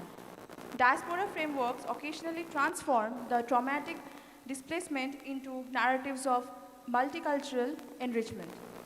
Glorifying and romanticizing imperial expansion as administrative integration downplays the violence. Selective emphasis of upward mobility figures not only generalizes the historical narrative, it also silences the subaltern voices. Lastly, subaltern groups acted within the power structures and absence of their voices are not accidental, because archives are products of power. Thank you. Thank you, Ratri. I will now request Ajit from Uttar Praksh to begin with his statement. The history of maritime offers a wide perspective of interconnectedness, such as trade routes, naval power, and cosmopolitanism. However, maritime is associated with cross-culture and challenges. They also displays the unequal power and challenge. Sea routes operated through naval forces, port expansion and taxes, and political expansion. Kerala architecture clearly reflects that the wealth of coastal regions and the support to temple given by the elite groups influenced by the maritime trade.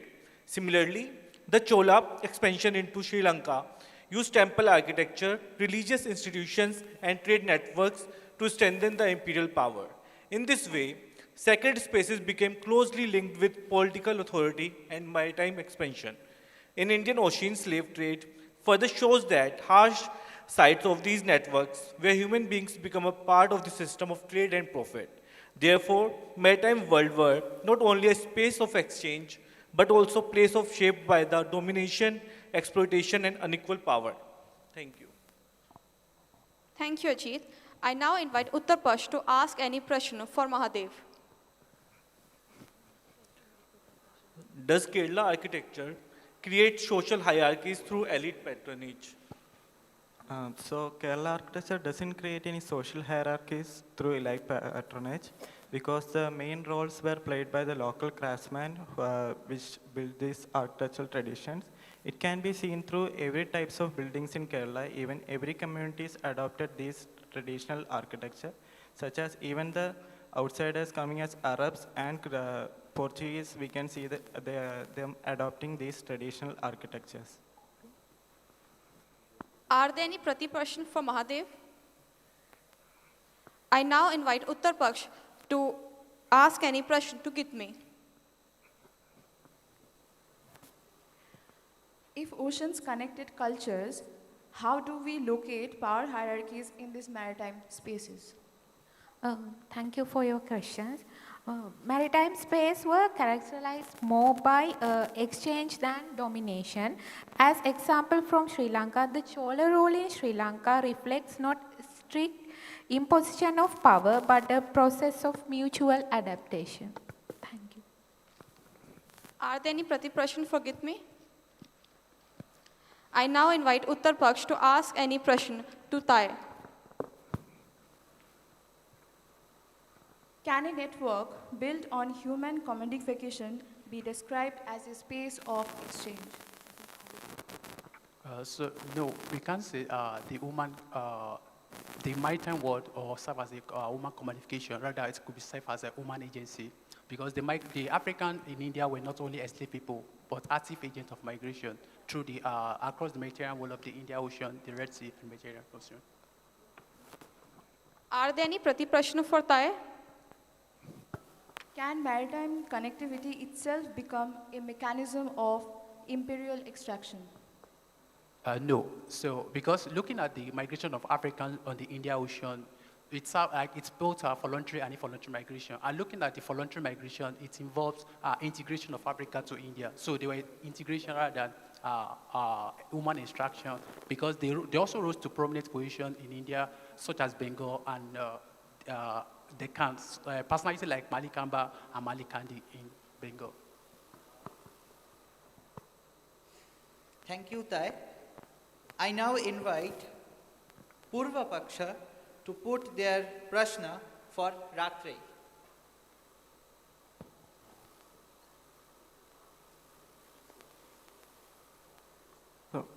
So why do you think maritime as a space of dominance?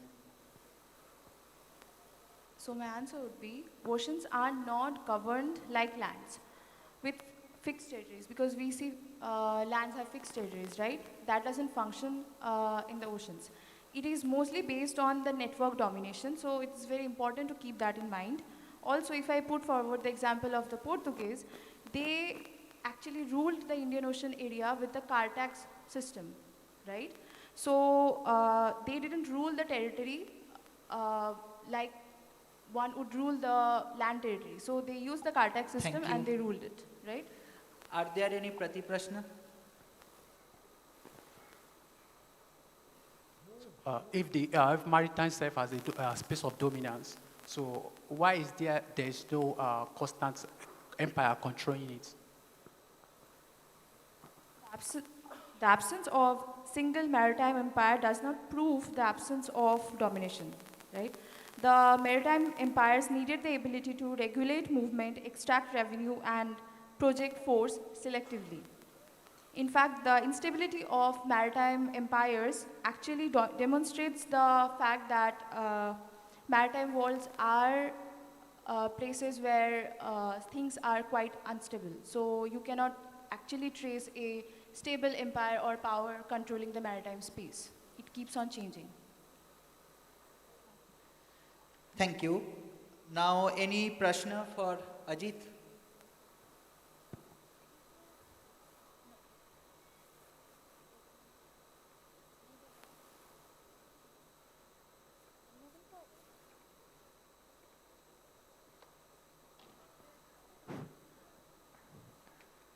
Is there issues in hierarchy and issues of hierarchy and domination in architecture? Why do we see blendings in architectural styles?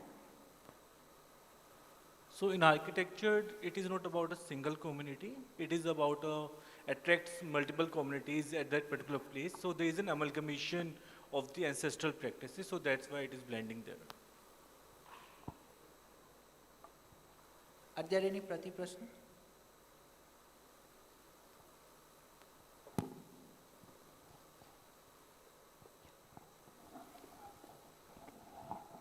So thanks to both of the Pakshas for putting your statement.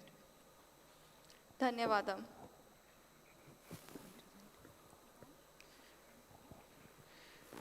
Swadrishtirago apihi kalpanaiva tathaanyadrishta apiyascharosaha vidhuya ragam pratigham cha tasmad vicharyangshe pramutaiva muktim. Dhanyavadaha. Thank you very much. All the panelists, moderator and anchor, and the team of Dr. Kashav Ghani. A big round of applause for all of them. I request our Honorable Vice Chancellor to kindly come to the dais and felicitate our panelists for this session as well. Please welcome him.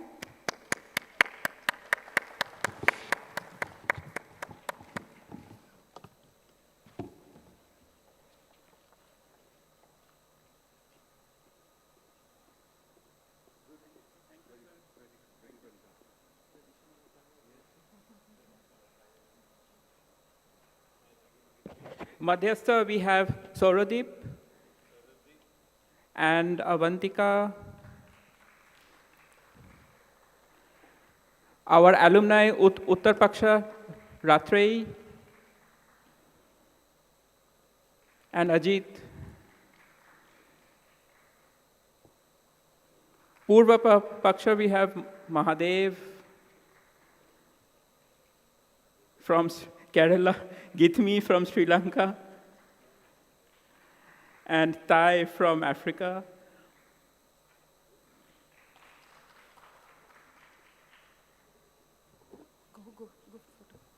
Thank you, sir, and thanks to the panel.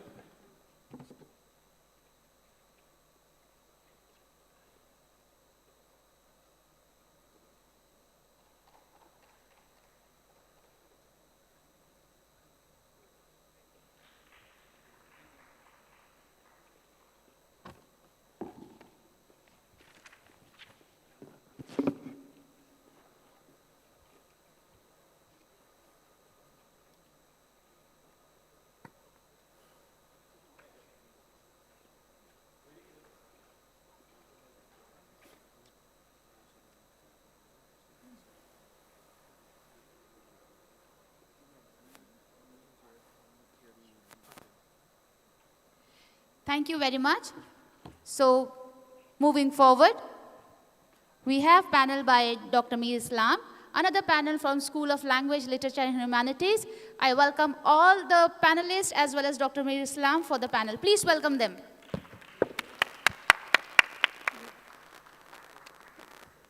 Over to Shisha for anchoring.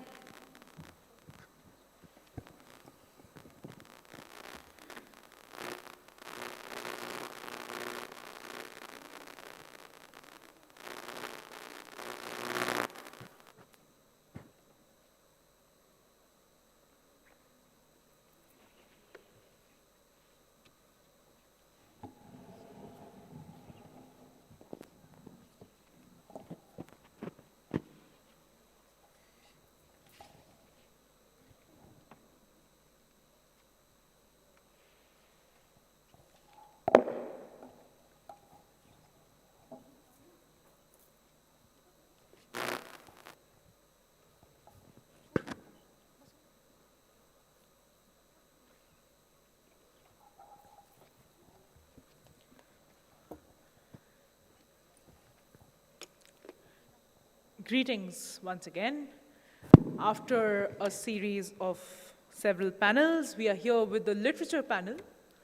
And the supervisors for this panel are the Dean of the School of Languages, Literature and Humanities, Professor D. Venkatrao, Dr. Mir, and Dr. Shirsha Udupa.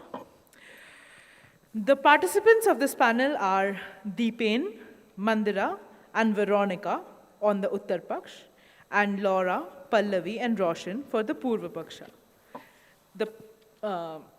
The moderators for the panel are Surbhi and Ishan. I would now like to request Dr. Mir to kindly address and introduce the panel. Thank you.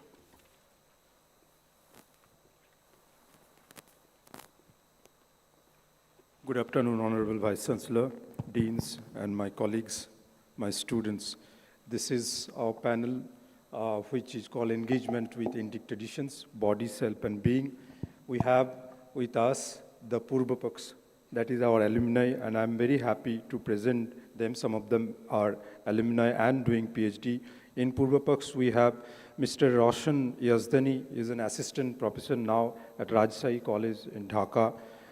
Ms. Laura Elizade is from Argentina and currently pursuing PhD here. She did her master's here as well. Ms. Pallavi is from India and currently pursuing PhD. The Uttar Paksh, that is our peasant batch who have completed their dissertation, their scholarly work, Deepen Sudabi, Veronica Adhikari, and Mandira Devnath. I here now leave it to the moderator to start the panel. Thank you. We'll begin with the chant. Navad lobhad vihito vicharas tattvam tu shastre kathitam vimukte vyakhyaye mane yadina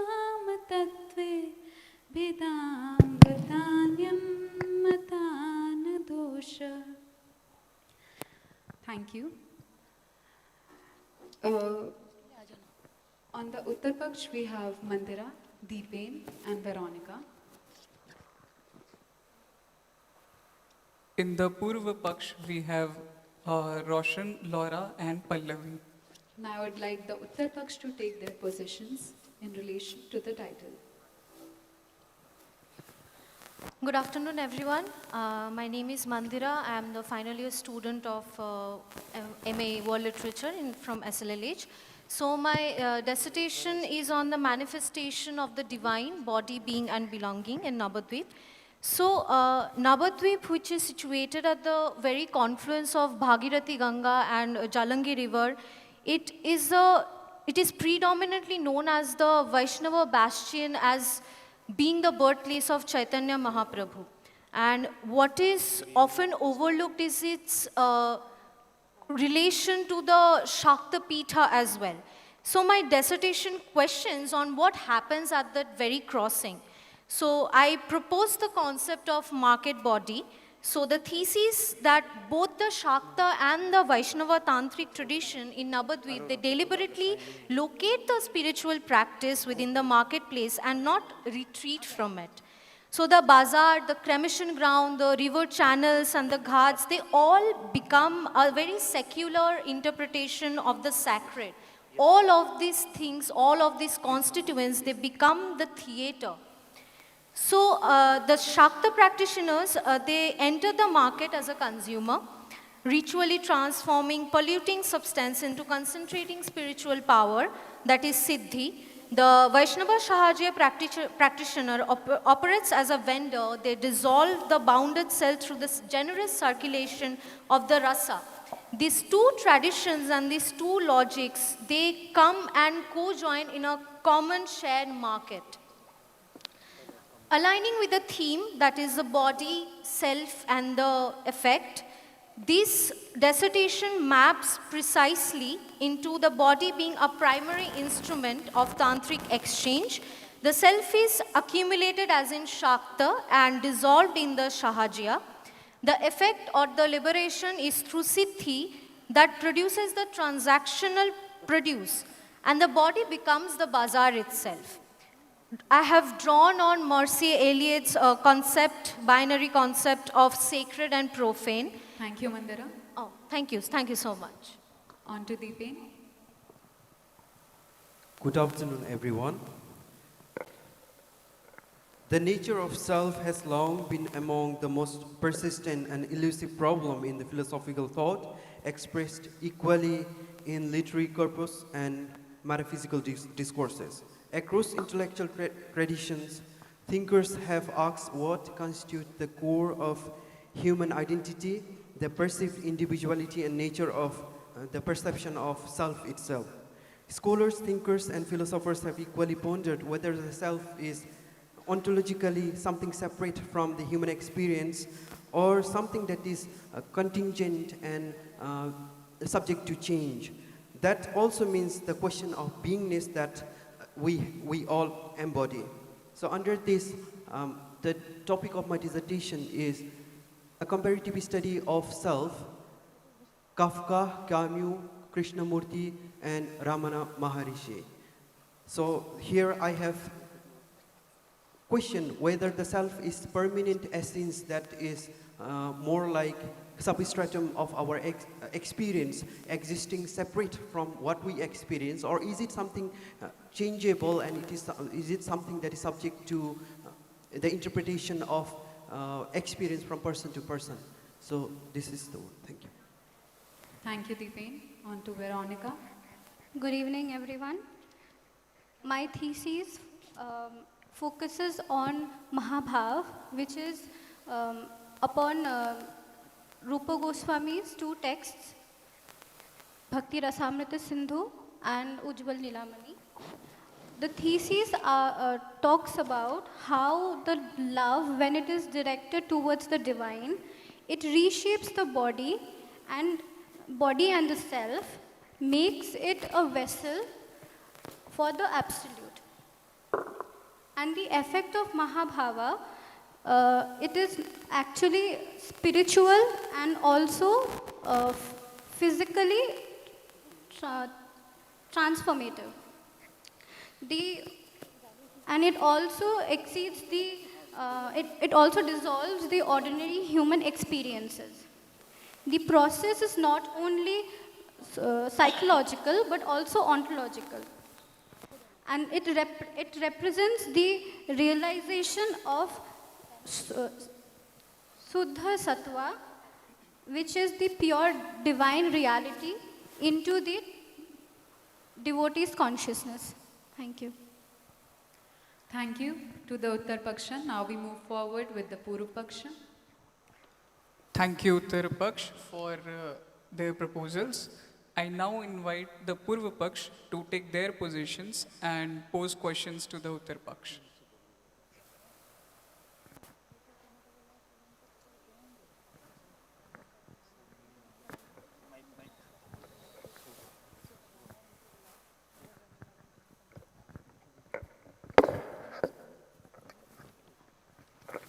Very good evening, everyone.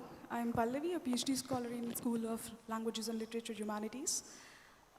And my question will be with Veronica. She mentioned about Mahabharata, and in the same context with the given topic, self, body, and affect, I pose a question. When the body is in a state of Mahabharata, does the self loses its identity, or is it still intact? Thank you for your question. I would like to say this self over here, Rupa Goswami says that before attaining Mahabharata, there are 18 stages, 17 stages. So we don't, before experiencing Mahabharata, those experiences don't get dissolved. We surpasses them, and all those 17 stages come together and mix, and then we experience Mahabharata.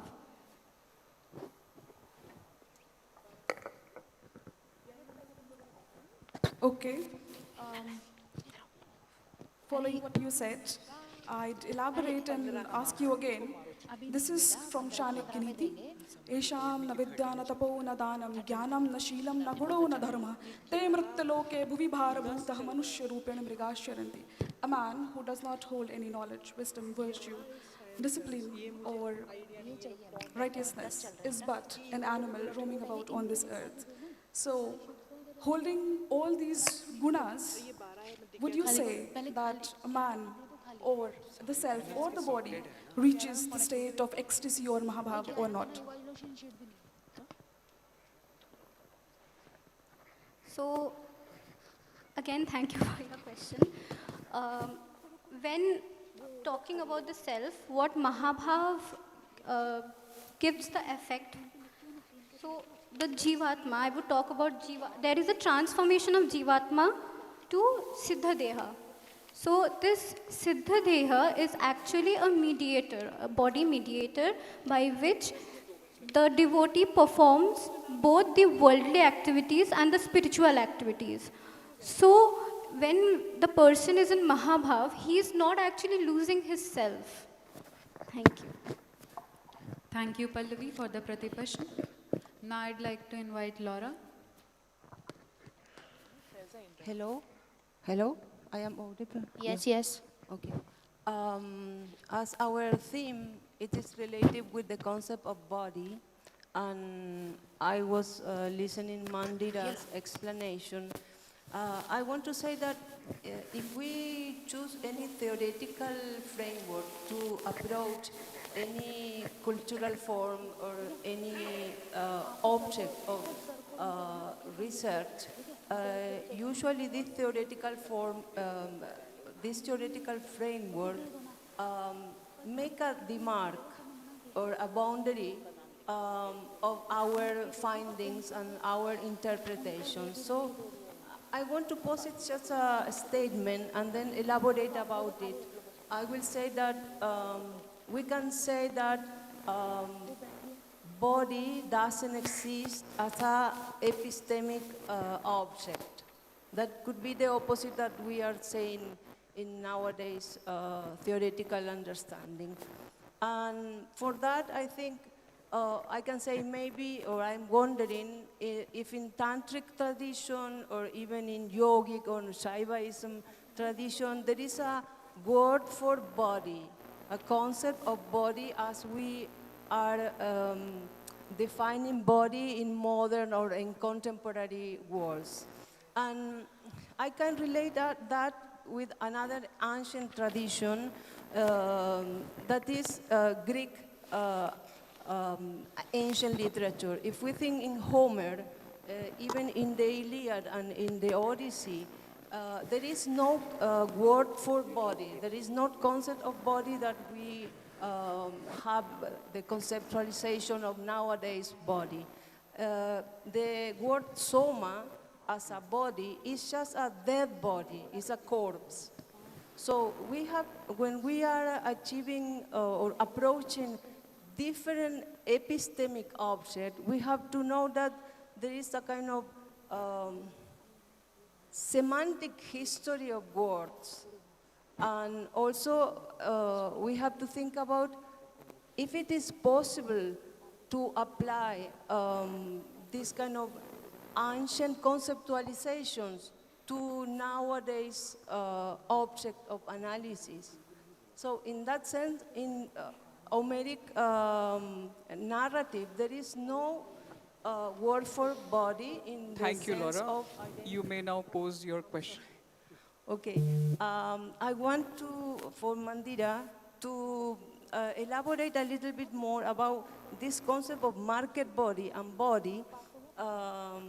And also, when you are saying market body and or body itself, I understand implicitly that you are talking about female body, but you are saying market body. So if you can elaborate a little bit about it. Thank you, Laura. That's a very interesting question that you've asked. So when this concept of body and market body, when it comes within the spatial notion of Navadvip, it becomes very ascetic. That is, these three different components, they become the very porous and transactional element within that space. And the body itself takes up as a manifestation that we see in different notions within these three different religious sectors of Vaishnavism, Tantrism, and Shaktism. When I speak about the tantric body, I have tried to discuss it in my dissertation through the concept of the subtle body, or the Shukshma Sharira, or the Deha, which is the microcosmic manifestation of the body in a physical form. Thank you so much. Any Pratiprashna? From Laura? No, I am, because you were talking about also this individual body and collective body. So if you can say, because nowadays we are usually conceptualizing this idea of unified mind, body, and personality, identity, but it is, I guess, it is not there in the concept that you are elaborating. So, when you asked about the whole aspect of the female body, that becomes very important in both the three sectors. Shaktism in itself is the manifestation of Shakti, or power, or the divine feminine. How are we channelizing that in Tantra is by the way of Kundalini. That is the circulation, the serpent circulation system. And when it comes to the Vaishnava concept, the Shahajiya, or the practitioner of the female and the male, both the practitioners together in order to get that moksha or the liberation, that notion becomes very important. Thank you. I hope that answers your question. Yeah, thank you. Thank you very much. Thank you, Laura. Thank you, Mandira. Now I'd like to ask Roshan to put forth his position and pose a question. Thank you, Honorable Moderator. The dissertation I'm talking about, that is from Deepens, and it talks about a comparative study of the self. I would like to say that this is going to be a very ambitious thesis, and the claim and intellectually ambitious, I mean, obviously, and philosophically serious, because the two characters you have brought together, I mean, one is from Albert Camus' character, Marcel, and the another is Gregor Samsa from France. The two characters doesn't align basically together. They are not following the same ways of life. You can easily interpret it because if you look at Gregor Samsa, that he has he's a part of the nature. I mean, he's part of the society. He's following the norms. But if you consider Marcel, he's a rebel. So bringing these two characters side by side and setting them inside the critical theoretical framework of Krishnamurti and Ramana Maharshi, it's a very ambitious and critical phase you have taken in your thesis, but there is some major strength, I should say, that it doesn't merely compare the figures. Basically, the way you have tried to focus the self, that identifies a single difficult problem, that instability of the self. Yes, that's the one thing I have found, the common issues between the two characters, and that's the instability. And it brings the contemplative philosophy into a sustained dialogue around that problem. So the core claim that you are making, that this instability of identity is creating the alienation, is making them away from the society, and they are finding a kind of peace or liberation through their death. But I have some observations right there. So when in the chapter design, you were saying that moving from the problem of selfhood to alienation, and finally death as a philosophical threshold. So I appreciate that the research acknowledges the methodological risk. I have read through, I have gone through your thesis. Roshan, you may now pose your question. So, thank you. So yes, I'd like to finish with a question. Okay. Yeah, my one observation regarding Camus, that how explicitly the transcendental consolation through the critique of philosophical suicide, how do you actually prevent how do you actually defend your work, your position by the two framework of Krishnamurti and Ramana Maharshi? That's it. I'm so sorry, sir. Can you simplify the question? And could I ask you once more to repeat the question?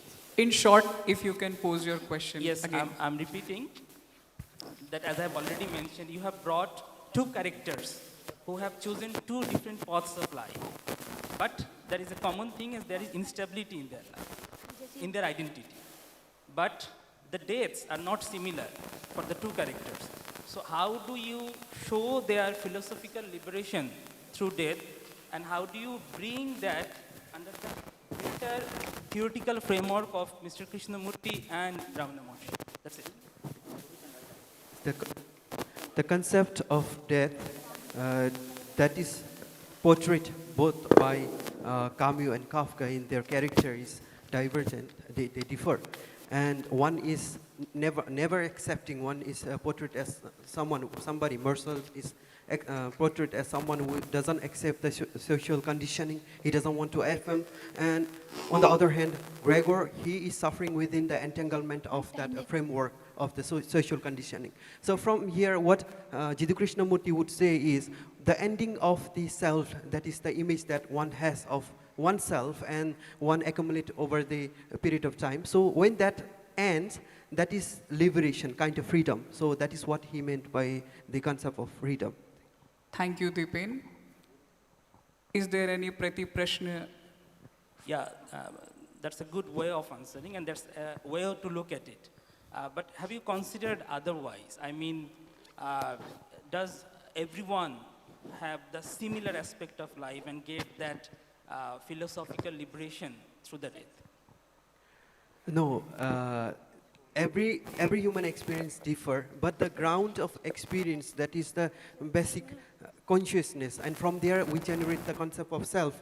So this remains the substratum of all the experience. So the ground of our inquiry remains the universal problem that I have explored. And also one short line I would like to add is that the concept of self itself differ from person to person, from thinkers to thinkers, but I have tried my best to bring in all the comparison to analyze the text in the best possible way. Thank you. Thank you, Deepen. Thank you to all the panelists for their dialogues. Now I'd like to conclude this session, this very insightful and enriching session on mind, body and self. So all of you must have heard what all the panelists had said, and then Prashna and Pratiprashna followed.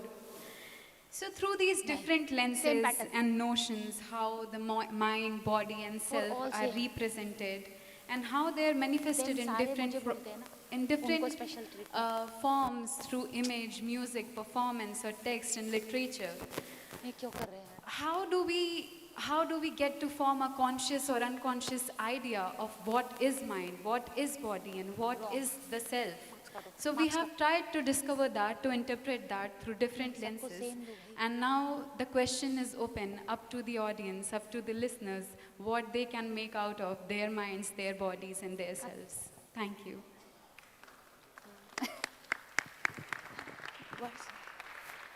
Now I'd like to end with the chant. Swadishtirago apihi kalpane tathanidvapi yashacharosha vidhuya ragam pratidvam chatasma vicharayam shripupeti muktam. Thank you to both the Pakshas for their scholarly exchange. Dhanyavad. Thank you very much. Big hand for the panel. And Dr. Mir Islam and Dr. Shisha for guiding them.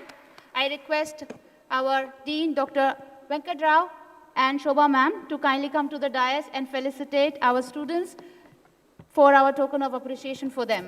Please, ma'am. Please, sir. Please welcome them. I invite both the supervisors.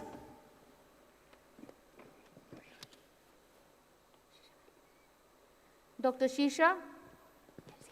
I would like to add that Professor Venkatrao also guided these kids. So, yeah, Dr. Shisha. Yeah. Shisha, come over.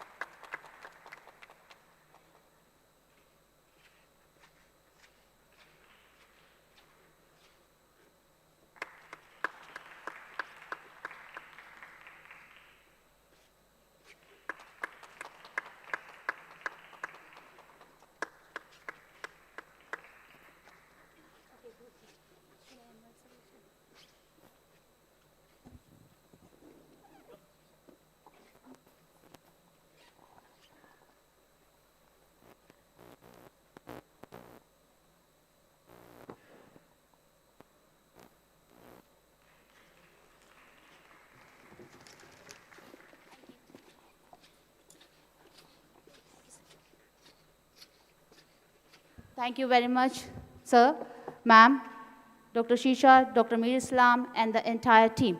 Now we move to the panel of C's, School of Ecology and Environmental Studies, led by Dr. Sayan Bhattacharya.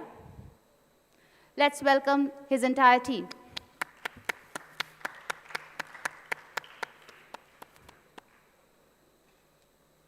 I invite Sissy, our anchor for the session from C's. Please welcome her.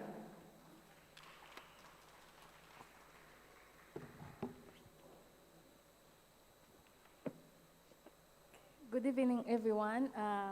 I'm Sissy from School of Ecology and Environmental Studies. So today's theme is pollution, poison, and play. Let me introduce to you the members. We have our magistrats, that is Vahida and Rohit. Then our members, We have Kemani, Ray, Faiza, and Devyansh. Let me invite my supervisor, Dr. Sayan Bhattacharya, to tell you more about our theme. Thank you.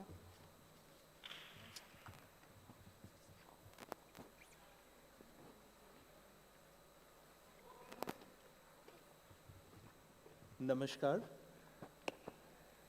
In human civilization, we have been witnessing the importance of toxins and poisons in different examples, from the ancient Rome to the ancient Egypt, from Socrates to Cleopatra. And now, in modern times, we have the curse of poisons like different pesticides, microplastics, and the heavy metals like arsenic and fluoride. Today, in this panel, my students will be presenting their works on poison in a historical perspective, societal perspective, and the scientific perspectives. My student Faiza and Anthony will represent the Purva Paksha, and Devangsh and Indrayan will be representing the Uttar Paksha, and my student Wahida and Rohit will be the Madhyastha. So thank you all. We'll now start the Shastrat with chanting. Nabhadalo bhadvihito vicharas tatvam tu shastreya katitam vimuktya Vyakhyayamane yadinam tattve bhidam gatanye anyamatanye adoshaha. Namaskara. Welcome to this panel of Nalanda Shastrat 2026. The theme of this panel is pollution, play, and poison. We have two members in each Paksh. Representing Purva Paksh, we have Faiza Islampoli and Anthony. Representing Uttar Paksh, we have Devansh Pandey and Indrayan Ray. Before proceeding further, I will introduce rules to the speakers of our Paksh. You are allowed to pose your Paksh in 2 minutes only. Each member can ask first and 20% in 15 seconds. The responding member must answer within 30 seconds. Kindly respect the time limit, as the discipline is also the part of judgment. I now invite Faiza Islampoli, representing Purva. Good evening, everyone. So I will be talking about poisons from a literary point of view, as my dissertation is also titled From Ancient Poisons to Modern Toxicology, Historical, Literary, and Cultural Studies of Toxic Substances. So this work is grounded on a central argument that toxicity cannot be understood through science alone. Toxicity is considered as a biochemical or medical phenomenon, but this approach is limited because toxicity does not exist in a vacuum. It is shaped by human decisions, systems of power, cultural perspectives, and historical conditions. So to understand it thoroughly, we need a multidisciplinary approach towards it that is adopted in this study also. So 3 types of analysis are done. The first one is the historical analysis, which have helped us to explore how the knowledge of toxicity has evolved over time and what are the incidents that have shaped the different branches of modern toxicology. And then the literary analysis, where we have focused on the works of William Shakespeare, mainly his plays, and the detective novels of Agatha Christie to find how toxins were conceptualized and symbolized in their works. For visual cultural analysis, we have taken some paintings to see how toxins were imagined and communicated in the Renaissance era. So this combination is very deliberate because by this, toxicity is not only understood as a substance, but also as how the human behavior around it. It is not only about better data or regulation, it is about changing how we think and taking responsibility for what we are doing. Thank you. Thank you, Faiza. Now I invite Anthony to represent his Paksha. Namaskar, good evening. Today I'm going to elaborate more about the poison, how it has been used in this context, as my work also dealt much on the laboratory aspects. And I want to state that, I want to pose two questions that, do you think that plants communicate? If you do, and how do they communicate? And then, is it significant in one way or another? Then these are the things that we are going to talk about. And in this, I would say that the plants that I used, these are the sorghum, which is in terms of adiropathy, they are producing chemicals that are affecting the other plants. And in this aspect, you can see that since time immemorial, dating back to 2,000 years ago, that when the concept was coined, you can see that these plants, you can see that the aderochemical on itself had a lot of impact on this. And this also affects the sustainability and also the food system in such a way that the sorghum, when they interfere the other crops, you can see that they are the main top 5 plants that are used in the world in terms of food sustainability. And this, I would like to add by saying that if we use this in moderate way, then we can enhance the other plants in terms of this climate change, and also the dose is also another parameter that should be considered. Thank you. Now I would like to invite Indrain from Uttar Pradesh.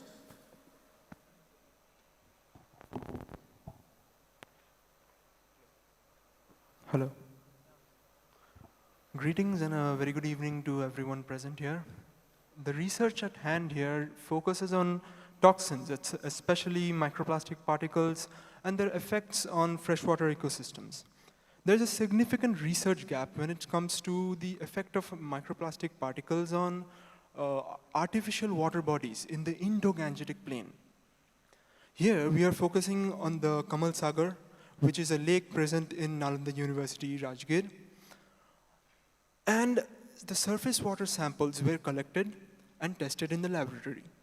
Now, there are 4 major laboratory procedures or protocols that were used: gravimetric analysis, microscopy, software-based length measurement, and morphological classification. All of this revealed particular key findings at the end.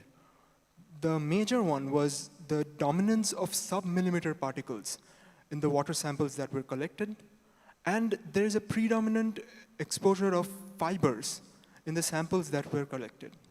Thank you.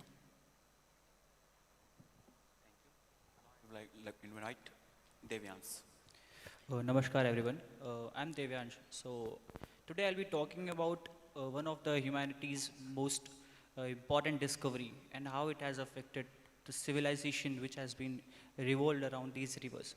So my title of dissertation was the microplastic assessment of Saryu River, which is in Ayodhya, and Tedi River, which is in Gonda. It was a comparative assessment of both the rivers in water and sediment samples.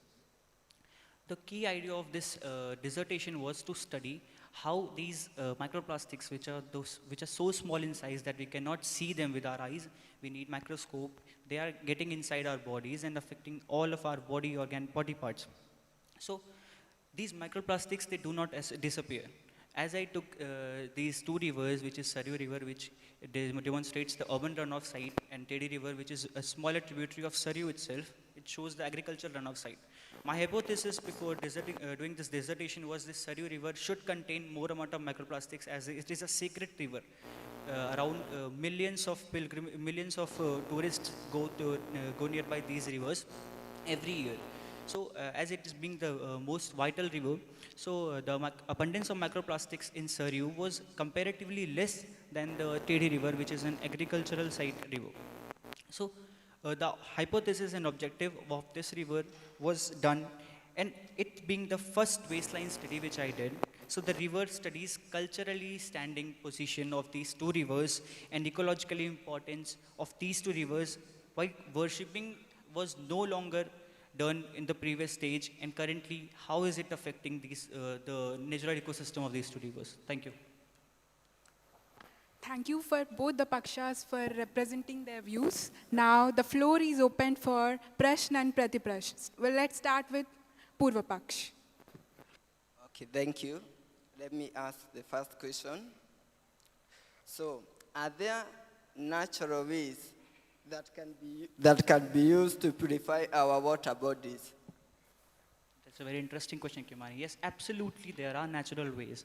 Natural ways like phytoremediation, bioremediation, introducing water hyacinth, and as NEEDI, one of this institution in India is producing this floating wetland type of mitigation measures in the rivers.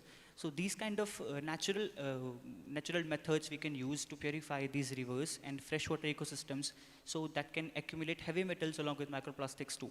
So that's a very interesting question, and yes, absolutely, there are natural ways for everything. Can ask questions to the... There was a mention of non-scientific methods, particularly literary and historical techniques, when it comes to understanding the relevance of toxins. I would like to hear an elaboration on the relevance of these particular non-scientific techniques. Thank you so much, Indrayan, for your question.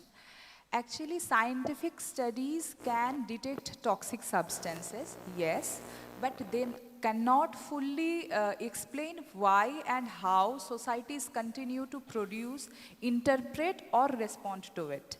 Despite knowing the risks, societies are continuing to ignore the risks. So to analyze these behaviors, these disciplines are not just an option, these are necessary, I think. Thank you. Any question from Purva Paksh? I'll be asking a question to Anthony. So Kimani, as you were working on allelopathy, I've seen you working in labs. Allelopathy till now, which I understood, is all about communication. So communication which should be beneficial or harmful both. So there is any consent which plants take before communicating to others by using allelochemicals? And is it fair? Thank you. Thank you very much. I was actually expecting such kind of a question. According to the study done by Sadiq and Makbul in year 2017, they showed that there is no, actually there is no consensus that is done in terms of this. And the plants, the main aim is survival and propagation to the next generation. So if there was some kind of a consensus, then that means that the whole concept would not be allowed. Thank you. I would like to ask Uttar Paksh that, can you talk about the mitigation measures that can be taken for this type of pollution in such artificial water bodies like Kamal Sagar? Thank you for your question, Faiza. It's really intriguing because that is the crux of this particular research. The first physical measure that can be taken is installation of mesh filters in the stormwater drains of Kamal Sagar or any other artificial water body. The second is constant biannual monitoring of this region that can help in severely reducing any sort of contamination. And the third measure that can be taken is a policy-based measure, which is to restrict single-use plastic usage in and around the area. Thank you. Of the both Paksh to present your views. Now we would like to conclude the Uttar Paksh with the idea of that toxins like microplastics invade and accumulate in natural and human-made ecosystems. Scientific method can identify them, and strict regulations are needed to prevent further pollutions. In essence, the Purva Paksh highlights that toxicity is not about chemicals or regulations. It is about responsibility and human awareness. Though poisons are harmful by nature, when used wisely, they can also benefit humanity. Now we will conclude with the chanting. Svadistirago api kalpaneva tadhanya drustav ajroshah vidhuya ragam pratigham cha tasmat vicharayan shri pramuaiti muktim. Thank you for the amazing scholar exchange. Dhanyavad. Dhanyavad.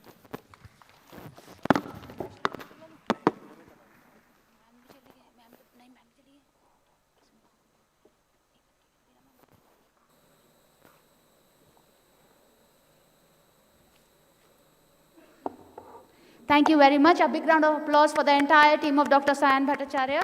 Cease. Now I request Professor G. Mishra, Dean SBS PCR, to kindly come to the dais for the felicitation of our students. Please welcome him.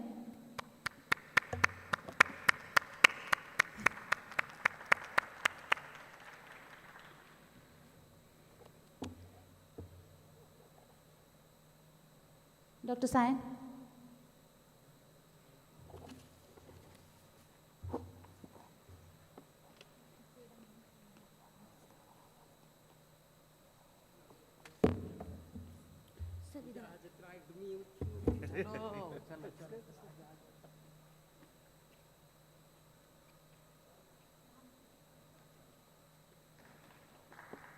Anthony,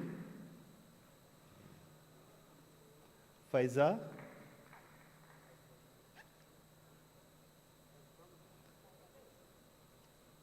Wahida,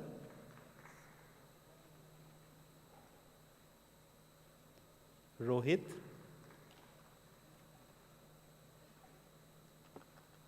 Devangsh,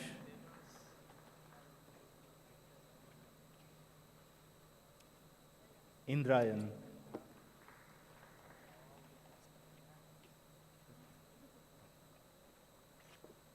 Group photo, sir.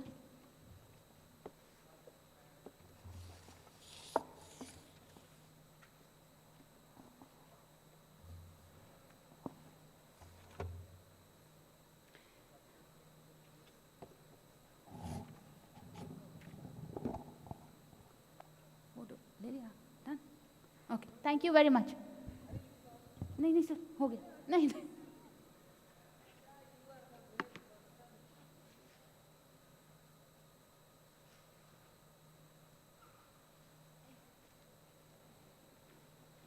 Thank you very much, sir. Dr. Sayan Bhattacharya and the entire team. Now we have the next panel, again from archaeology, led by Dr. Alora Trivedi, his entire team, and Dr. Alora, please be on the dais. Please start right away.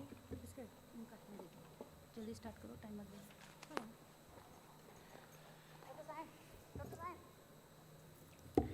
Thank you so much, ma'am. I would now like to introduce the next panel titled Visual and Material Culture, Interconnections, supervised by Dr. Alora Trivedi. The participants of this panel are Tiyasha Jena, Supriti Guchai, Suryani Nag, and Sister Nguyen Thi Khua. The moderators for this session are Rudra Roy and Soumya Namdeo. I would now like to welcome Dr. Alora to introduce the theme of the panel. Thank you.